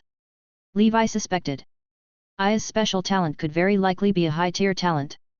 I really found a treasure. She is an uncut gem, just a little polishing, and she could soar. Becoming a primordial soul in the future is not impossible. After all, her dual element affinity talent is quite good too. Regarding Aya, Levi had also changed from an initially hands-off attitude to now occasionally testing her cultivation progress. Not a teacher, but more than a teacher. The joy of nurturing, similar to drawing a card, soon becomes addictive. Discovering SSR cards like Andrew and Aya gives Levi a great sense of accomplishment. After checking on Aya, Levi inspected the fairyland. The richly elemental landscapes nurtured thriving rare plants. In Flaming Mountain, the iron tree grows 10 meters every century, very regularly. When Levi found it, it was precisely a century old. Now, more than 50 years later, it had grown another 10 meters. All thanks to the level 5 fertilizer. Of course, given the long growth cycle of the iron tree, this change is negligible. More significant changes happened in Dreamy Cloud Swamp. Thousands of saint fruit saplings were scattered across this vast land. Now, the earliest batch had already grown 3 feet tall. This bush-type rare plant typically bears fruit about once a century. With level 5 fertilizer hastening maturity, plus other techniques, it would take roughly 40 years. Levi estimated that in about another 20 years, the first batch of saint fruits could be harvested. At that time, part of them would be used for propagation, and the rest would be used to refine purification elixirs. As for the fluorescent illusion tree in Netherworld Cave, the medicinal part of this rare plant is the bark. Its bark grows like leeks, as long as the ecological environment is suitable and nutrients are sufficient, after peeling off a layer, it would regrow in about a year. Hence, Levi, while condensing his soul to the maximum, didn't have to worry about running out of medicine. By the seaside, ancient Shell Palace floated there. Thousands of shell demons worked together, and their renovation project progressed very smoothly. The shell demon mistress wiped the sweat from her forehead and flew to Levi, panting sweetly. "Master, there's an issue I need to report to you," Levi said. "What is it?" the shell demon mistress said. "It's this, the sea area where we live, within a 10,000-mile radius, the extraordinary shells are somewhat insufficient now, and collecting them involves a time-wasting journey back and forth," Levi said. "I understand, just continue to migrate deeper next time." Leaving the fairyland, Levi destroyed the shelter here and then flew towards the deeper sea like a nomadic tribe, living from shell to shell. AIO Coast.